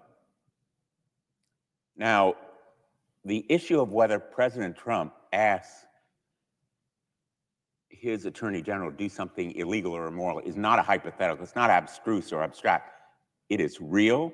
We know it's real because every one of his past attorneys general ran afoul of Donald Trump because they would not do something illegal or immoral. Our colleague Jeff Sessions, Bill Barr, no matter how good their intention, nobody can talk Donald Trump out of what he wants to do, and the law is no concern, nor is the lawyer. He will get lawyers to do whatever he wants, and Pam Bondi was reassuring very reassuring to one person, Donald Trump, when she dodged those questions, because what he wants is a loyalist, a sycophant, an alcoholic. And he wants a puppet to do his bidding. The American people need a lawyer at this moment in history, at this point of constitutional crisis, who will truly speak truth to power. We use that phrase all the time, speak truth to power. But in this instance, it is the essence of what an attorney general has to do at this moment in our history. And Donald Trump doesn't want to hear the truth. As much power as he has, he wants to hear an attorney general tell him, fine to go ahead, you have the green light.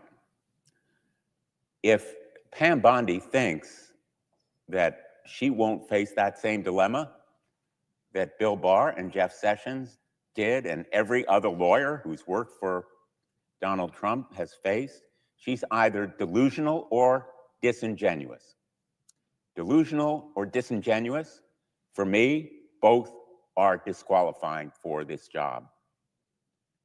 And she can't even pay or pass that low bar of saying she could say no. Her answer is, oh, well, he would never do anything like that. He is my friend. As we are here tonight, the Trump Justice Department is reported to be preparing to purge hundreds or even thousands of FBI agents or other personnel in the Department of Justice for nothing more than doing their jobs. These agents were assigned to criminal cases involving Donald Trump. They didn't leap forward. They didn't volunteer. They were assigned, and like FBI agents do, they took the assignment. And now they will pay a price in their careers, unjustly, unfairly, and unwisely, because it will deter other FBI agents from doing their job when it comes to drug cases or terrorism cases. We've heard also that assistant U.S. attorneys are being reassigned from drug cases and terrorism cases so that they can do immigration. We're hearing that career civil servants must be loyal to Donald Trump in this Department of Justice. Well, to Donald Trump and to them, we all know something fundamental in this body, that we swear an oath. The lowliest private in the United States Army or the Navy or the Marine Corps or the Air Force takes an oath. They raise their right hand, just as we do. Anybody in the cabinet takes that oath and they swear allegiance, but it isn't to the president and it isn't to the government. It is to the Constitution. That's what's at risk here. That's what Pam Bondi cannot do in good conscience if she is confirmed, because her allegiance will be to Donald Trump. And the purge of agents, the reassignment and retribution of others, not only damages morale, the effectiveness of the Department of Justice, it undermines the rule of law. The Attorney General, perhaps chief among presidential appointees, is responsible for making good on the constitutional promises that no man or no woman is above the law, that we have no king in the United States. We are no longer a monarchy.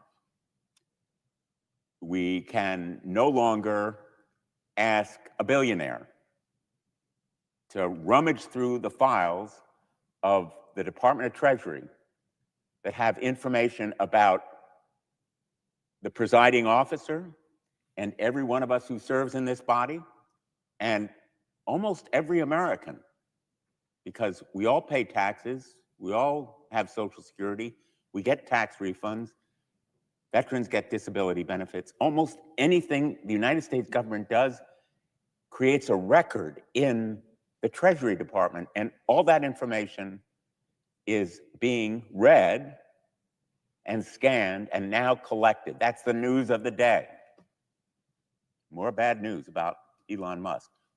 Who is going to stop Elon Musk when he's doing something illegal and immoral? It won't be Pam Bondi, because she's Donald Trump's lawyer. That is a real and present danger for every one of us in this country. After I was United States Attorney in Connecticut, I was the Attorney General of my state for 20 years. In that job also, I took an oath to the Constitution of the United States as a state official, as well as to the Constitution of the state of Connecticut. It isn't an abstract notion. It's what we all do. And if she's confirmed, maybe Pam Bondi will be able to raise her right hand and recite after whoever's administering the oath. But it will not be an oath she is capable of keeping. And so on this critically important vote for our country, I don't think there is a cabinet officer more important at this moment in our history. I urge my colleagues to say no to this nomination. Thank you, Mr. President. I yield the floor.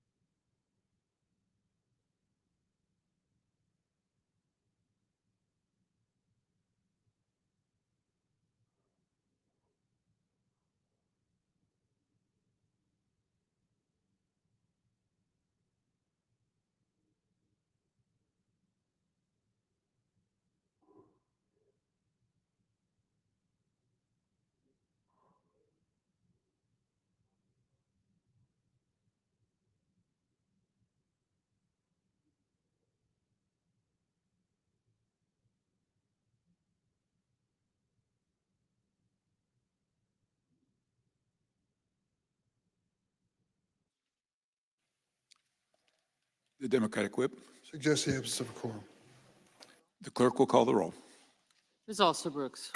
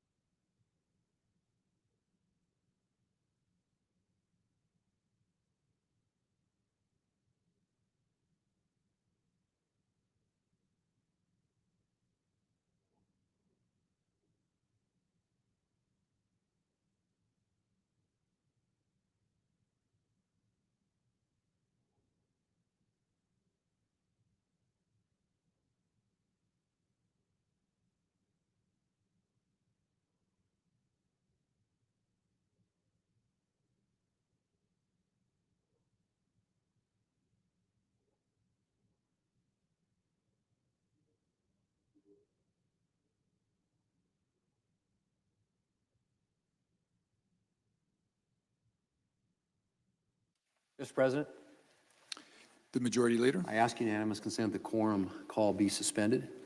without objection. Mr. President, I know of no further debate on the Bondi nomination. Is there further debate? If not, the question is on the nomination. Mr. President, I ask for the yeas and nays. Is there a sufficient second? There appears to Second. be. The clerk will call the roll.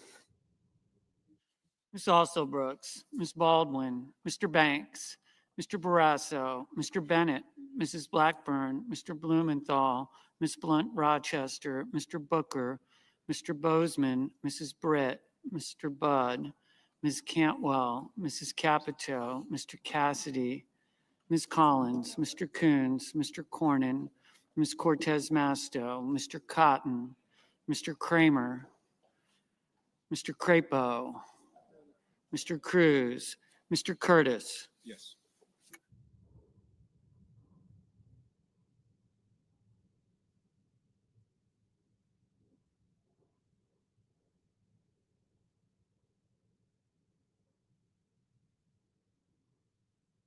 Mr. Daines.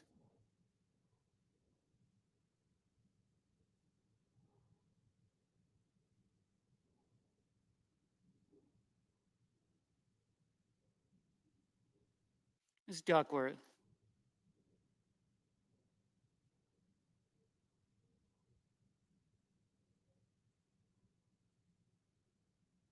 Mr. Durbin.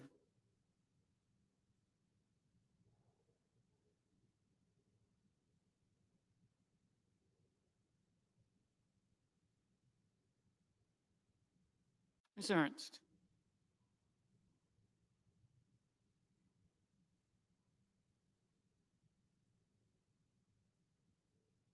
Mr. Fetterman.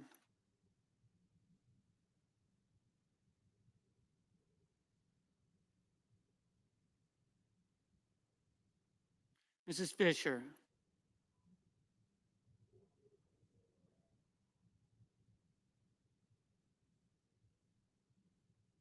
Mr. Gallego.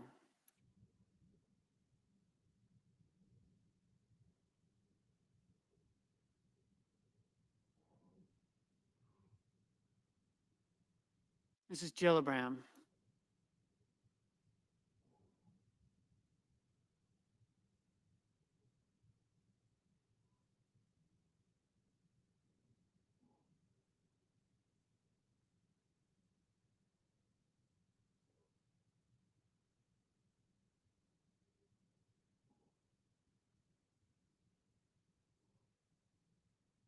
Mr. Graham.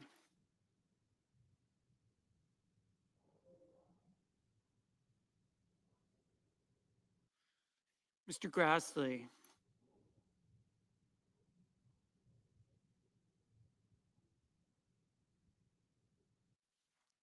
Mr. Haggerty. Ms. Hassan. Mr. Hawley.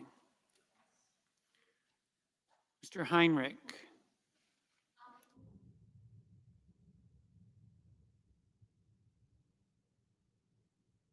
Mr. Hickenlooper. Ms. Hirono. Mr. Hoven. Mr. Husted. Mrs. Hyde-Smith. Mr. Johnson.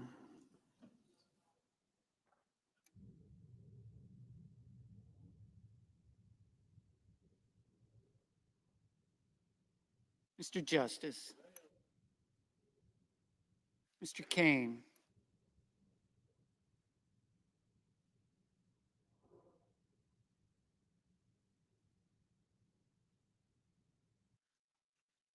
Mr. Kelly. Mr. Kennedy. Mr. Kim. Mr. King. Ms. Klobuchar.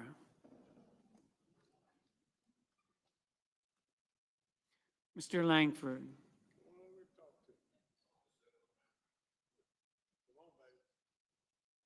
Mr. Lee.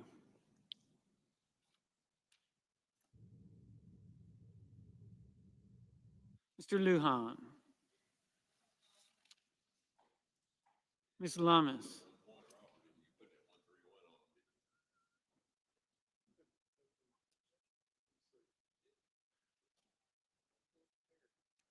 Mr. Markey. Mr. Marshall.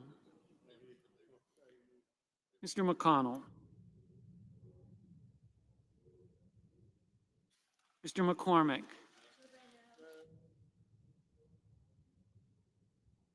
Mr. Merkley. Mrs. Moody.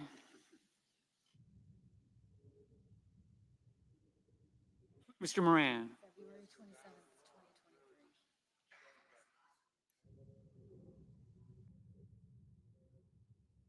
Mr. Moreno.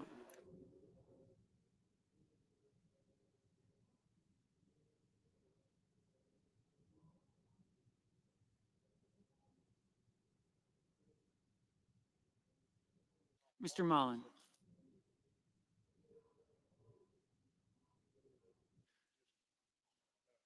Ms. Markowski.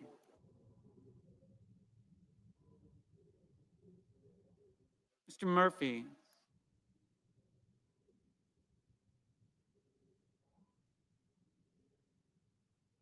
Mrs. Murray.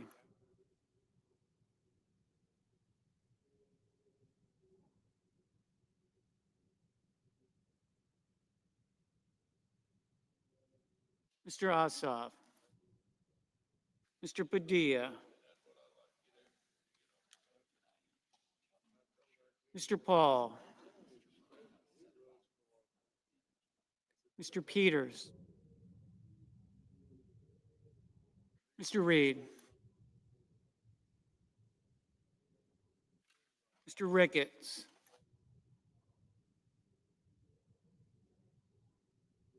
Mr. Resch.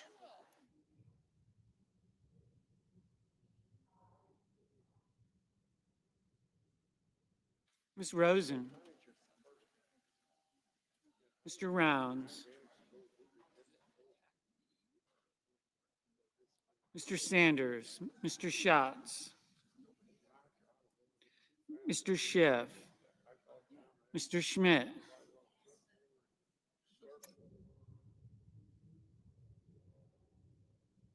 Mr. Schumer. Mr. Scott of Florida.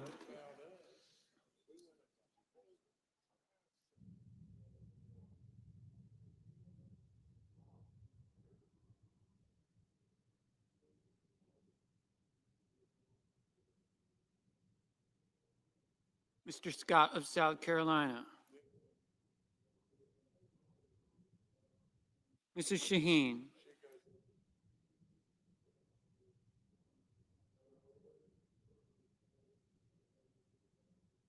Mr. Sheehy. Ms. Fucking. Ms. Smith.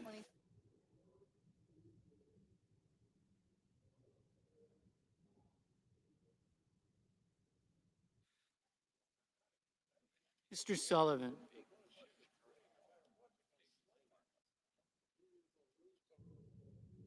Mr. Thune.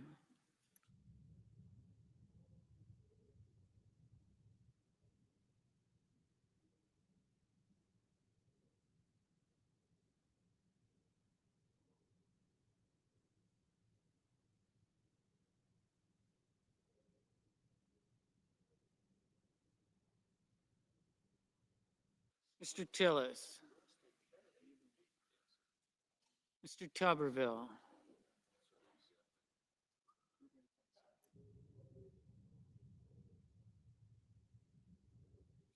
Mr. Van Hollen. Mr. Warner. Mr. Warnock. Ms. Warren.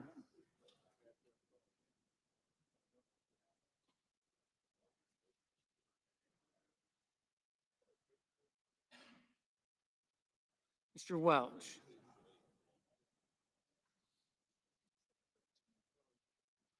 Mr. Whitehouse.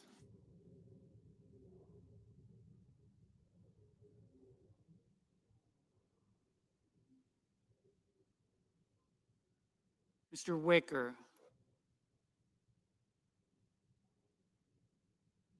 Mr. Wyden,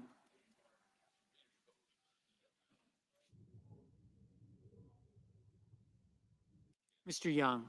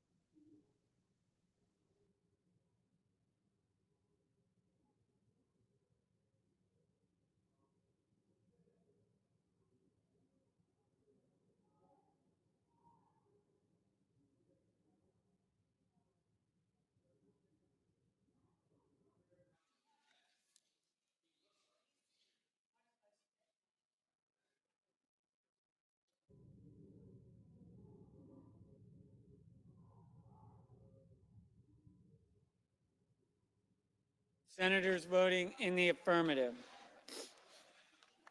Blackburn, Budd, Collins, Kramer, Crapo, Curtis, Ernst, Hyde-Smith, Johnson, Justice, Kennedy, Lummis, McCormick, Moody, Moran, Mullen, Paul, Rounds, Schmidt, Sheehy, Tuberville. Senators voting in the negative. Also Brooks, Blunt Rochester, Cortez Masto, Gallego, Gillibrand, Hassan, Heinrich, Kim, Lujan, Ossoff, Reed, Rosen, Sanders, Schatz, Schiff, Welch, Whitehouse, Wyden. Mr. Cornyn, aye. Mrs. Capito, aye. Mr. Bozeman, aye.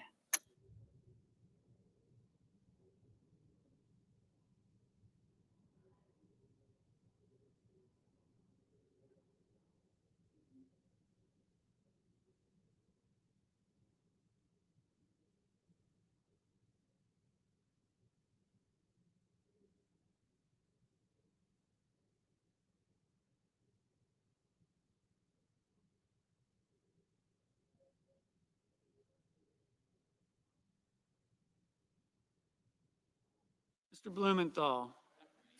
Mr. Blumenthal, no.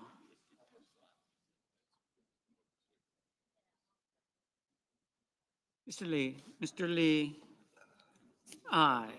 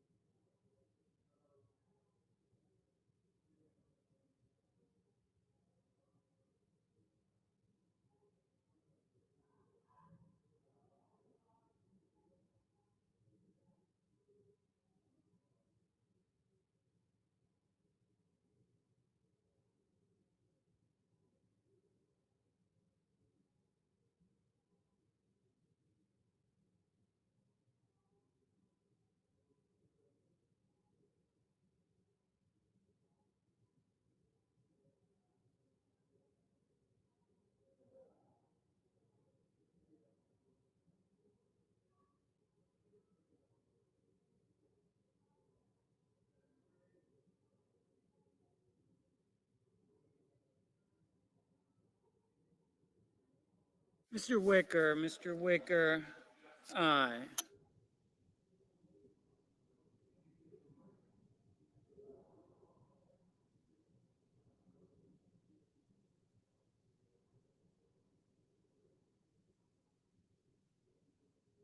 Mr. Booker, no. Mr. Husted, aye. Mr. Barrasso, aye. Ms. Smith, no. Mr. Coons, no. Mr. Merkley, no.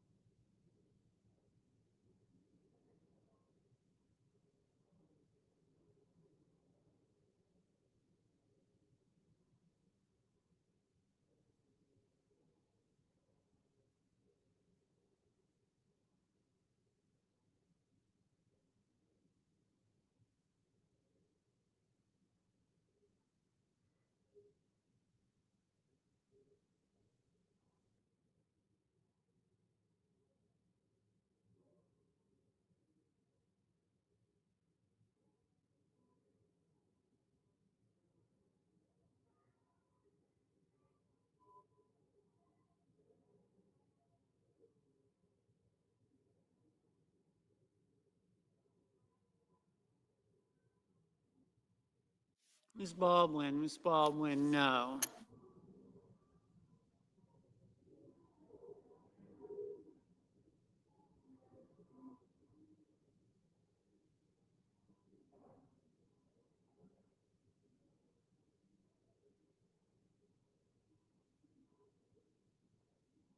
Mr. Markey, no.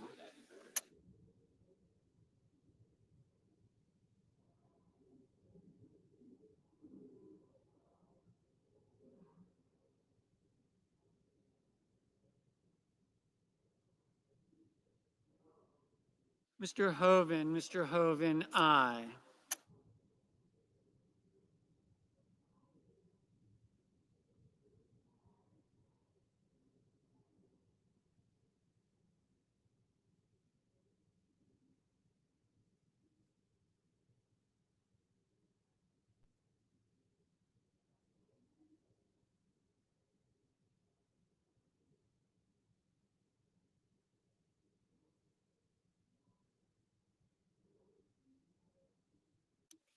Mr. Kane, no. Mr. Marshall, aye. Mr. Murphy, no.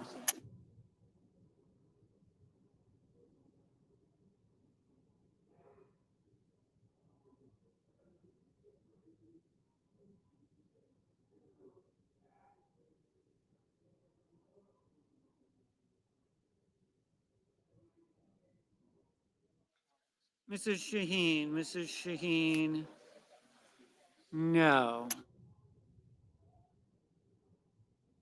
Ms. Duckworth, no. Mr. Scott of South Carolina, aye.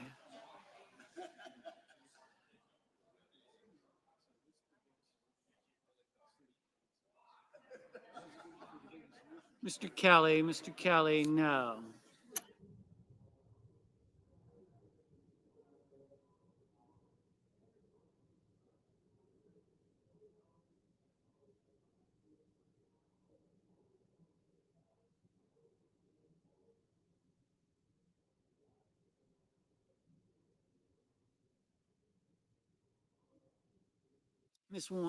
Ms. Warren, no. Mr.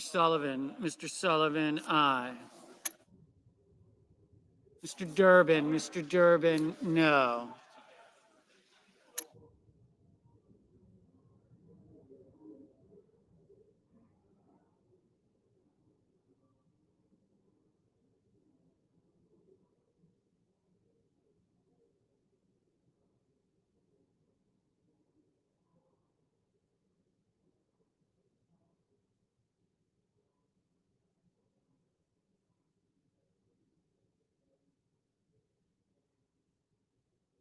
Mrs. Fisher, aye.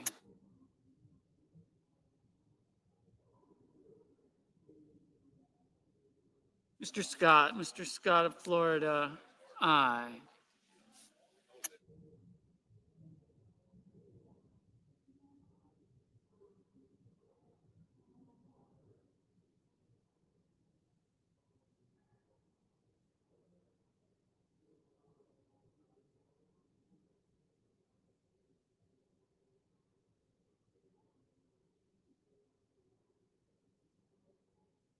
Mr. Cassidy, aye.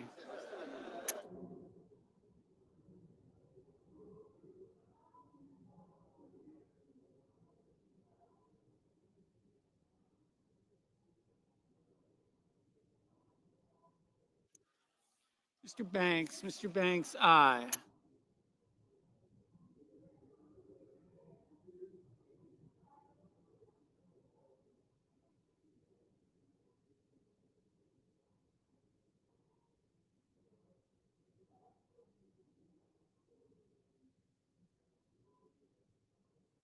Mr. McConnell, aye.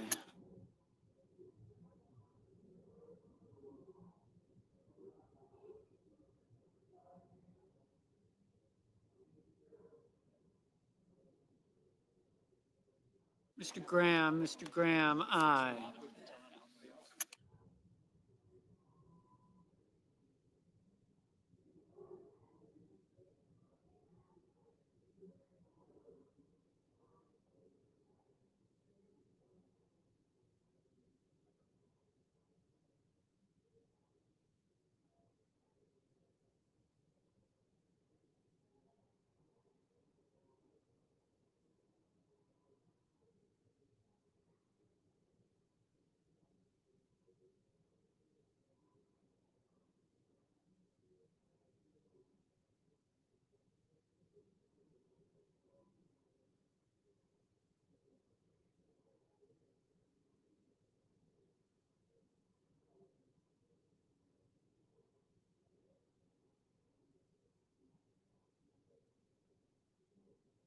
Mr. Daines, aye.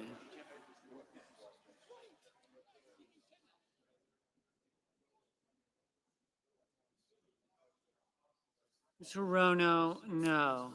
Mr. Grassley, aye.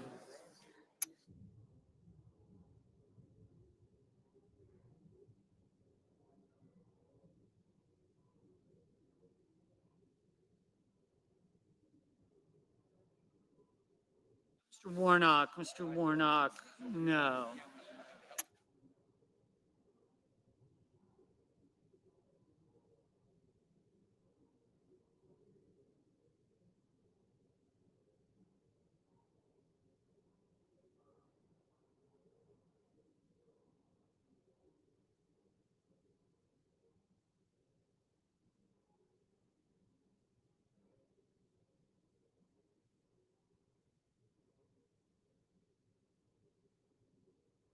Mr. Hickenlooper, no. Mrs. Murray,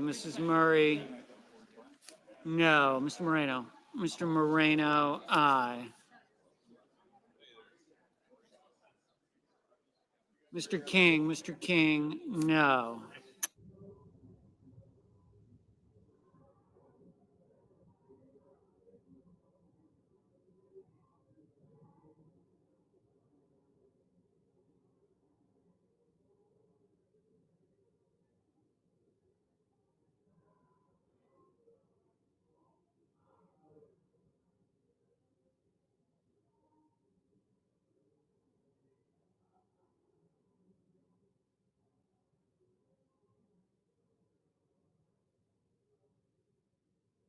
Mr. Peters, no. Mr. Langford, aye.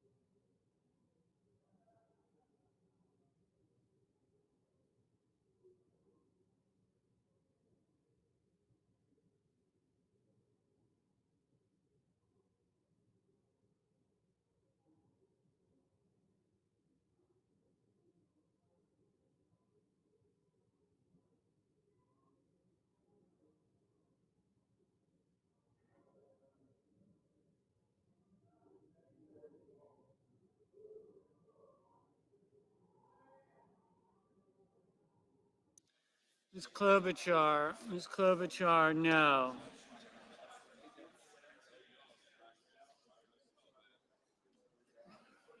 Mr. Ricketts, aye.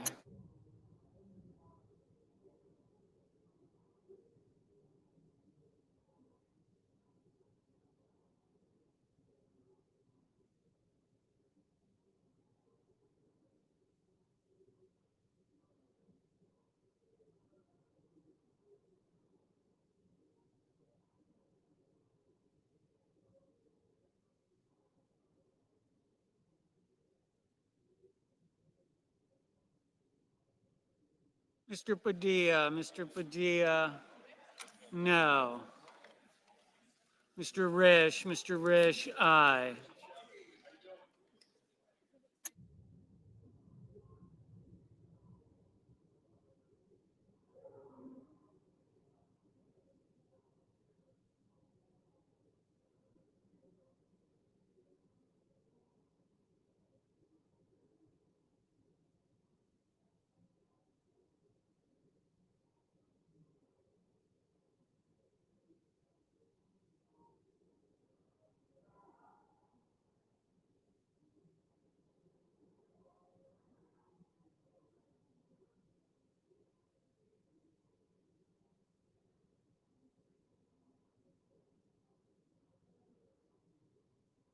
Mr. Young, aye.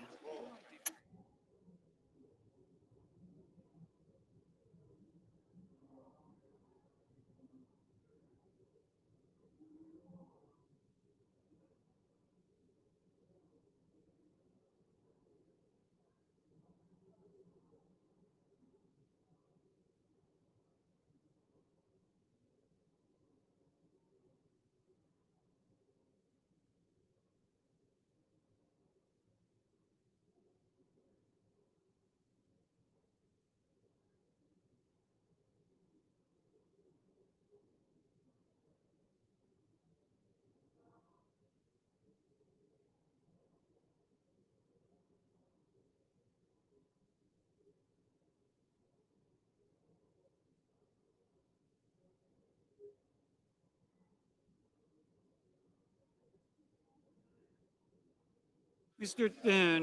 Thune, aye.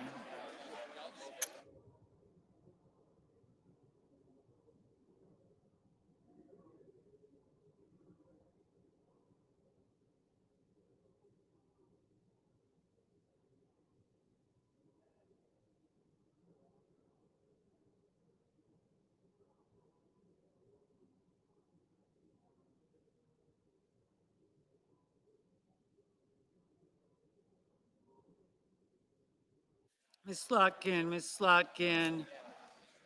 no. Mr. Schumer, no. Ms. Murkowski, aye.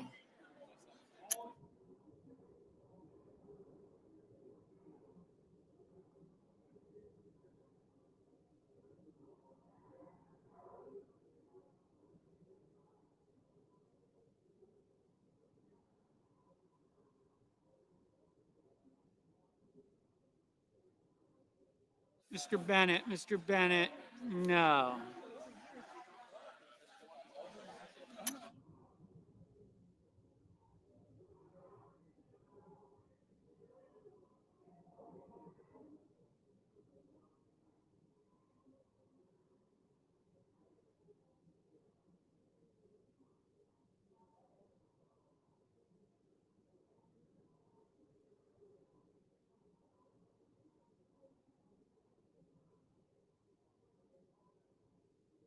Mr. Warner, no.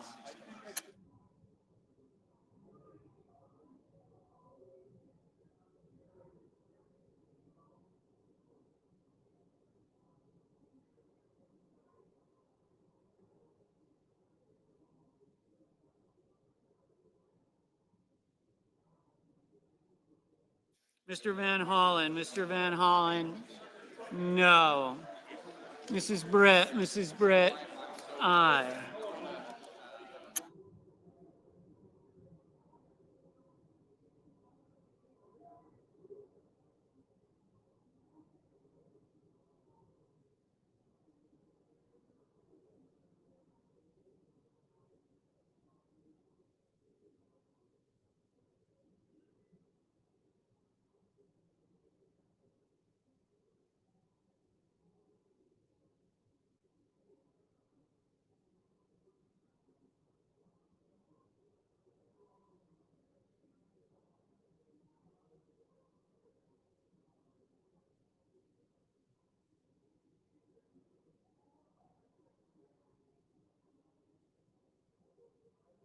Mr. Tillis, aye.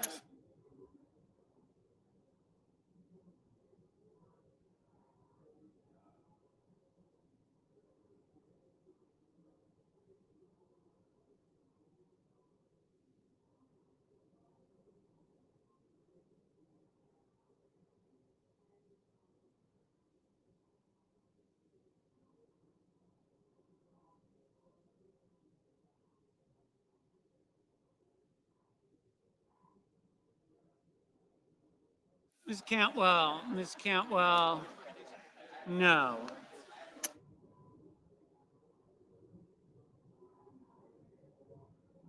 Mr. Hawley, aye.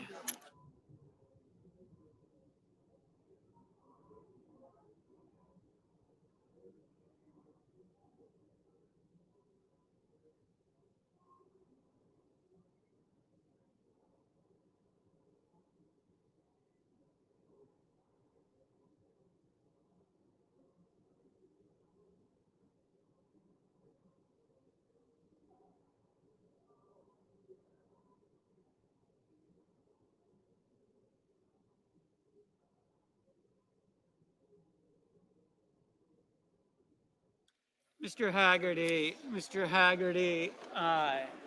Mr. Fetterman, aye.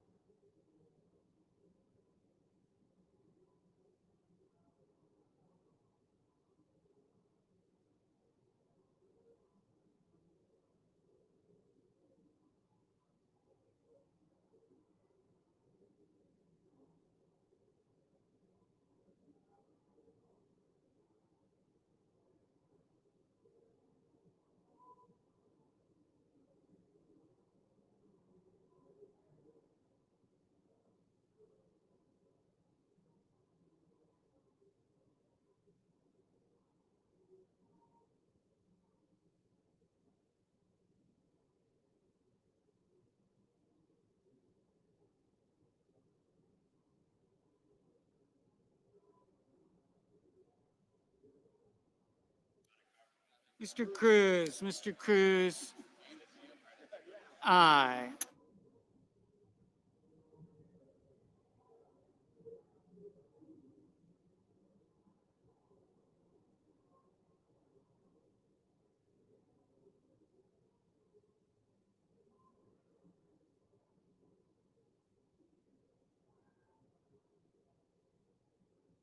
Mr. Cotton, aye.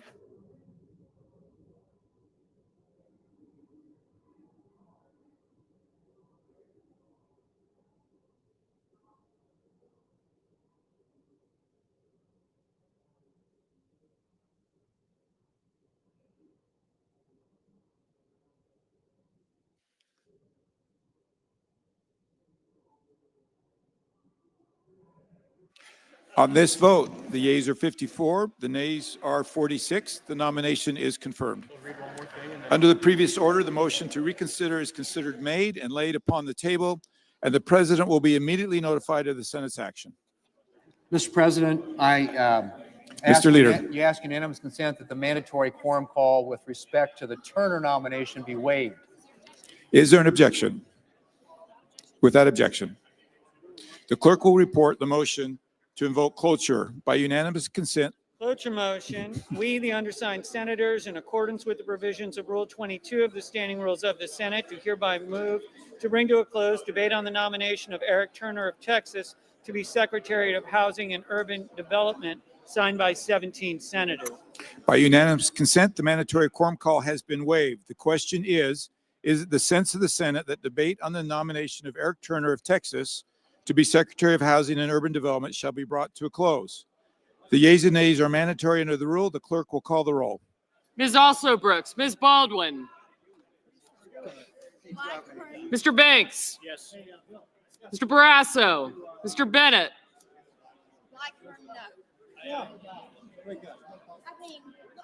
Yes. Okay, I was like, wow. Blackburn stroke. You got me, right? I do have you, thank you.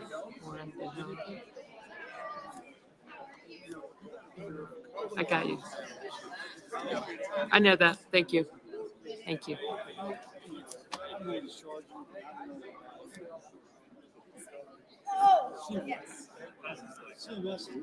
Got you. Got you, got you. Haggerty. Thank you. Gallego, Hassan. Yes. Hold on 1 minute. Hassan, Kim, Blumenthal, Kim. Thank you. Kim.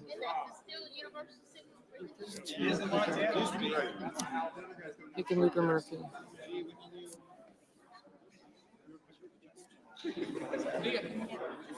I did get you. Thank you.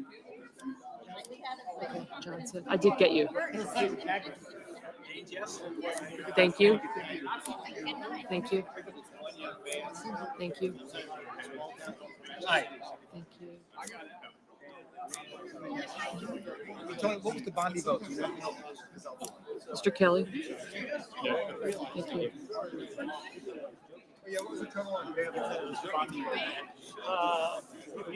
Mr. Bennett, Mrs. Blackburn, Mr. Blumenthal, Ms. Blunt Rochester, Mr. Booker.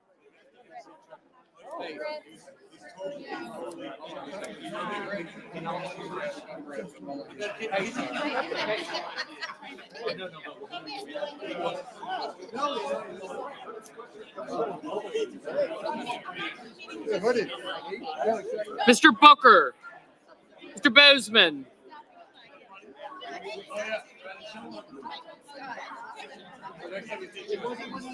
I'll get him. I know, I'll get him. Thank you. Mr. Bozeman. Mrs. Britt, Mr. Budd.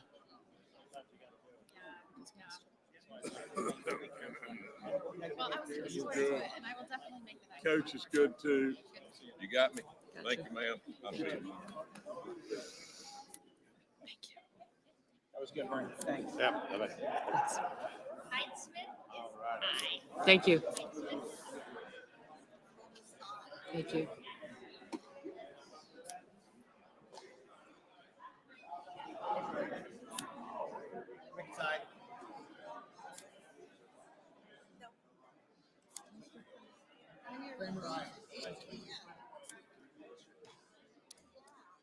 Ms. Cantwell.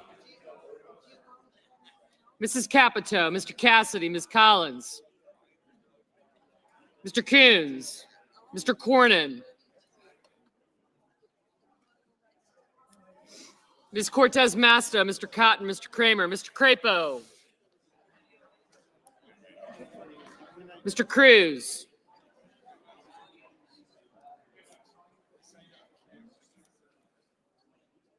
Mr. Curtis.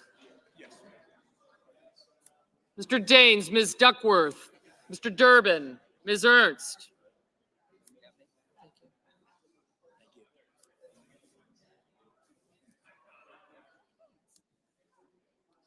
Mr. Fetterman. Did you say yes? Yeah, that's what I thought. Mrs. Fisher, Mr. Gallego, Mrs. Gillibrand, Mr. Graham, Mr. Grassley, Mr. Haggerty. Ms. Hassan, Mr. Hawley, Mr. Heinrich, Mr. Hickenlooper, Ms. Hirono.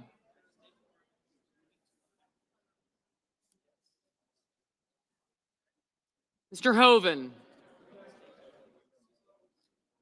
Mr. Husted.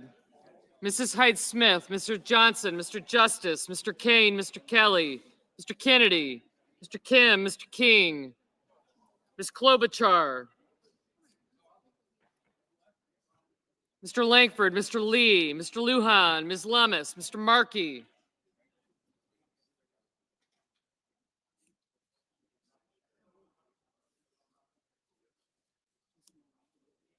Mr. Marshall,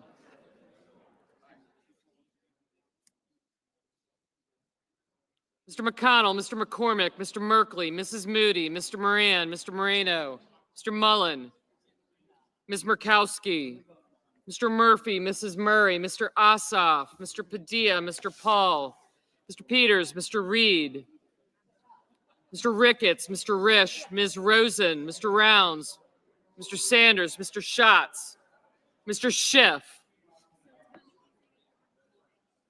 Mr. Schmidt, Mr. Schumer, Mr. Scott of Florida, Mr. Scott of South Carolina, Mrs. Shaheen, Mr. Sheehy, Ms. Slotkin, Ms. Smith, Mr. Sullivan, Mr. Thune, Mr. Tillis,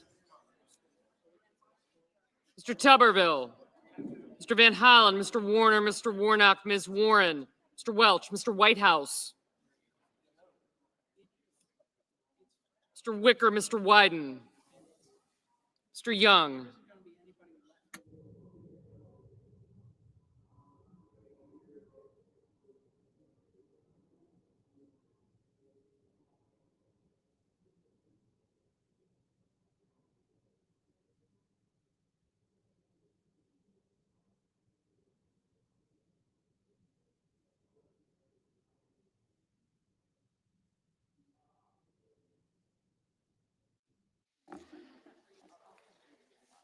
yeah, I have it.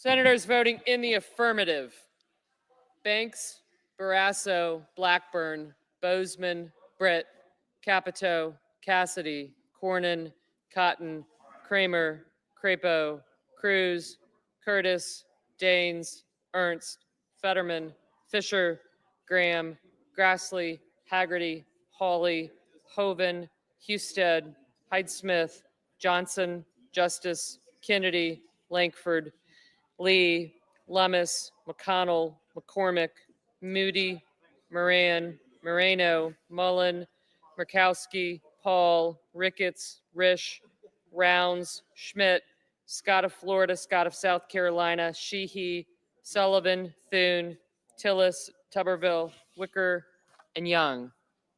Senators voting in the negative: also Brooks, Baldwin, Bennett, Blumenthal, Blunt Rochester, Cantwell, Cortez Masto, Duckworth, Durbin, Gallego, Gillibrand, Hassan, Heinrich, Hickenlooper, Hirono, Kane, Kelly, Kim, King, Lujan, Merkley, Murphy, Murray, Ossoff, Padilla, Peters, Reed, Rosen, Sanders, Schatz, Schiff, Shaheen, Slotkin, Van Hollen, Warner, Warnock, Warren, Whitehouse, and Wyden.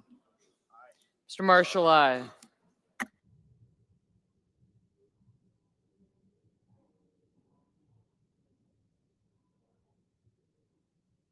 Ms. Smith, no.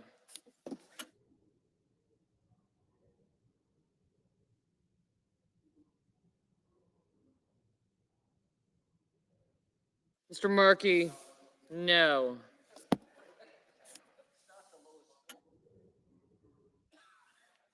Mr. Welch, aye.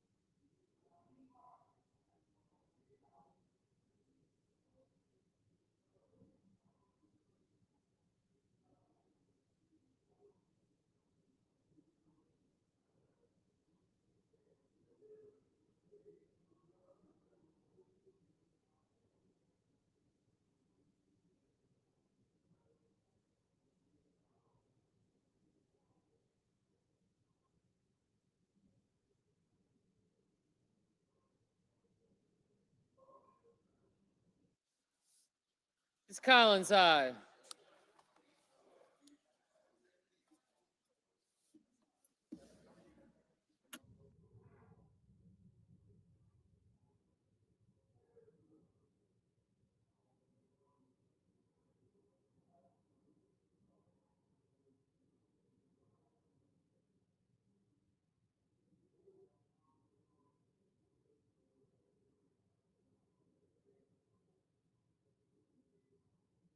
Ms. Klobuchar, no.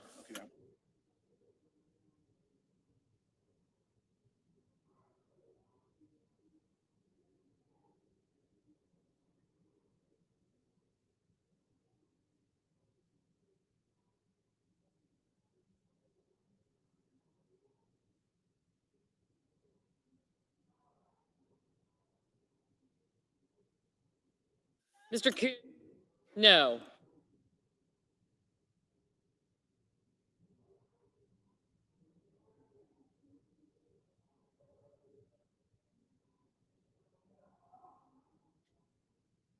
Mr. Schatz, no. Mr. Booker, no.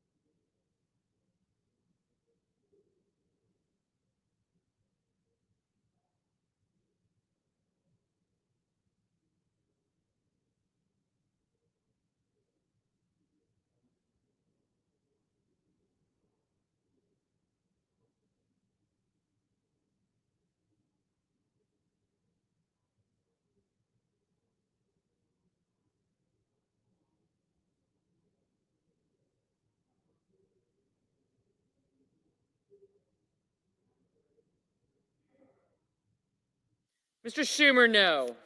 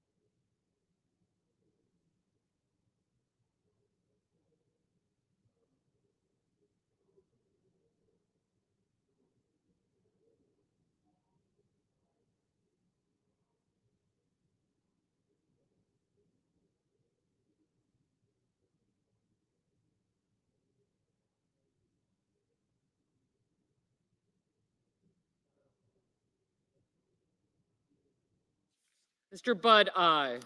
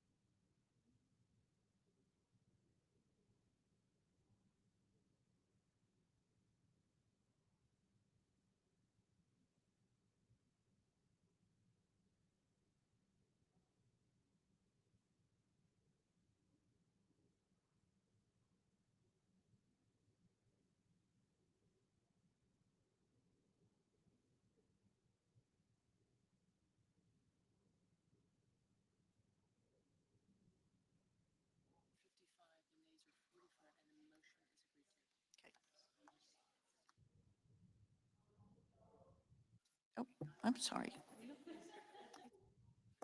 Okay. On this vote, the ayes are 55, the nays are 45. The motion is agreed to. The clerk will report the nomination. Department of Housing and Urban Development, Eric Turner of Texas to be secretary. Madam President, I ask unanimous consent that the Senate resume legislative session and be in a period of morning business with senators permitted to speak therein for up to 10 minutes each. Without objection. I ask unanimous consent the Senate proceed to the consideration of SRS 55, which was submitted earlier today. The clerk will report. SRES 55, recognizing January 2025 as National Mentoring Month. Without objection, the Senate will proceed. Madam President, I ask unanimous consent that the resolution be agreed to, the preamble be agreed to, and the motion to reconsider be considered, made, and laid upon the table with no intervening action or debate. Without objection. Madam President, I ask unanimous consent the Senate proceed to the consideration of SRS 56, which was submitted earlier today. The clerk will report. SRES 56, congratulating the University of Vermont's men's soccer team on winning the 2024 National Collegiate Athletic Association Division I Men's Soccer National Championship. Without objection, the Senate will proceed. All right, here's to the Vermont. I ask unanimous consent, Madam President, the Senate, the resolution be agreed to, the preamble be agreed to, and that the motion to reconsider be considered, made, and laid upon the table with no intervening action or debate. Without objection. Madam President, I ask unanimous consent that when the Senate completes its business today, it stand adjourned until 10:30 a.m. on Wednesday, February 5th, that following the prayer and pledge, the journal proceedings be approved today, the morning hour be deemed expired, the time for the two leaders be reserved for their use later in the day, morning business be closed, and the Senate proceed to executive session and resume executive calendar number 11, and that 11:30 a.m. all time be expired on the Turner nomination. Finally, that if any nominations are confirmed during Wednesday's session, the motion to reconsider be considered, made, and laid upon the table, and the President be immediately notified of the Senate's action. Without objection. Mr. President, Madam President, if there is no further business to come before the Senate, I ask that it stand adjourned under the previous order. The Senate stands adjourned until 10:30 tomorrow.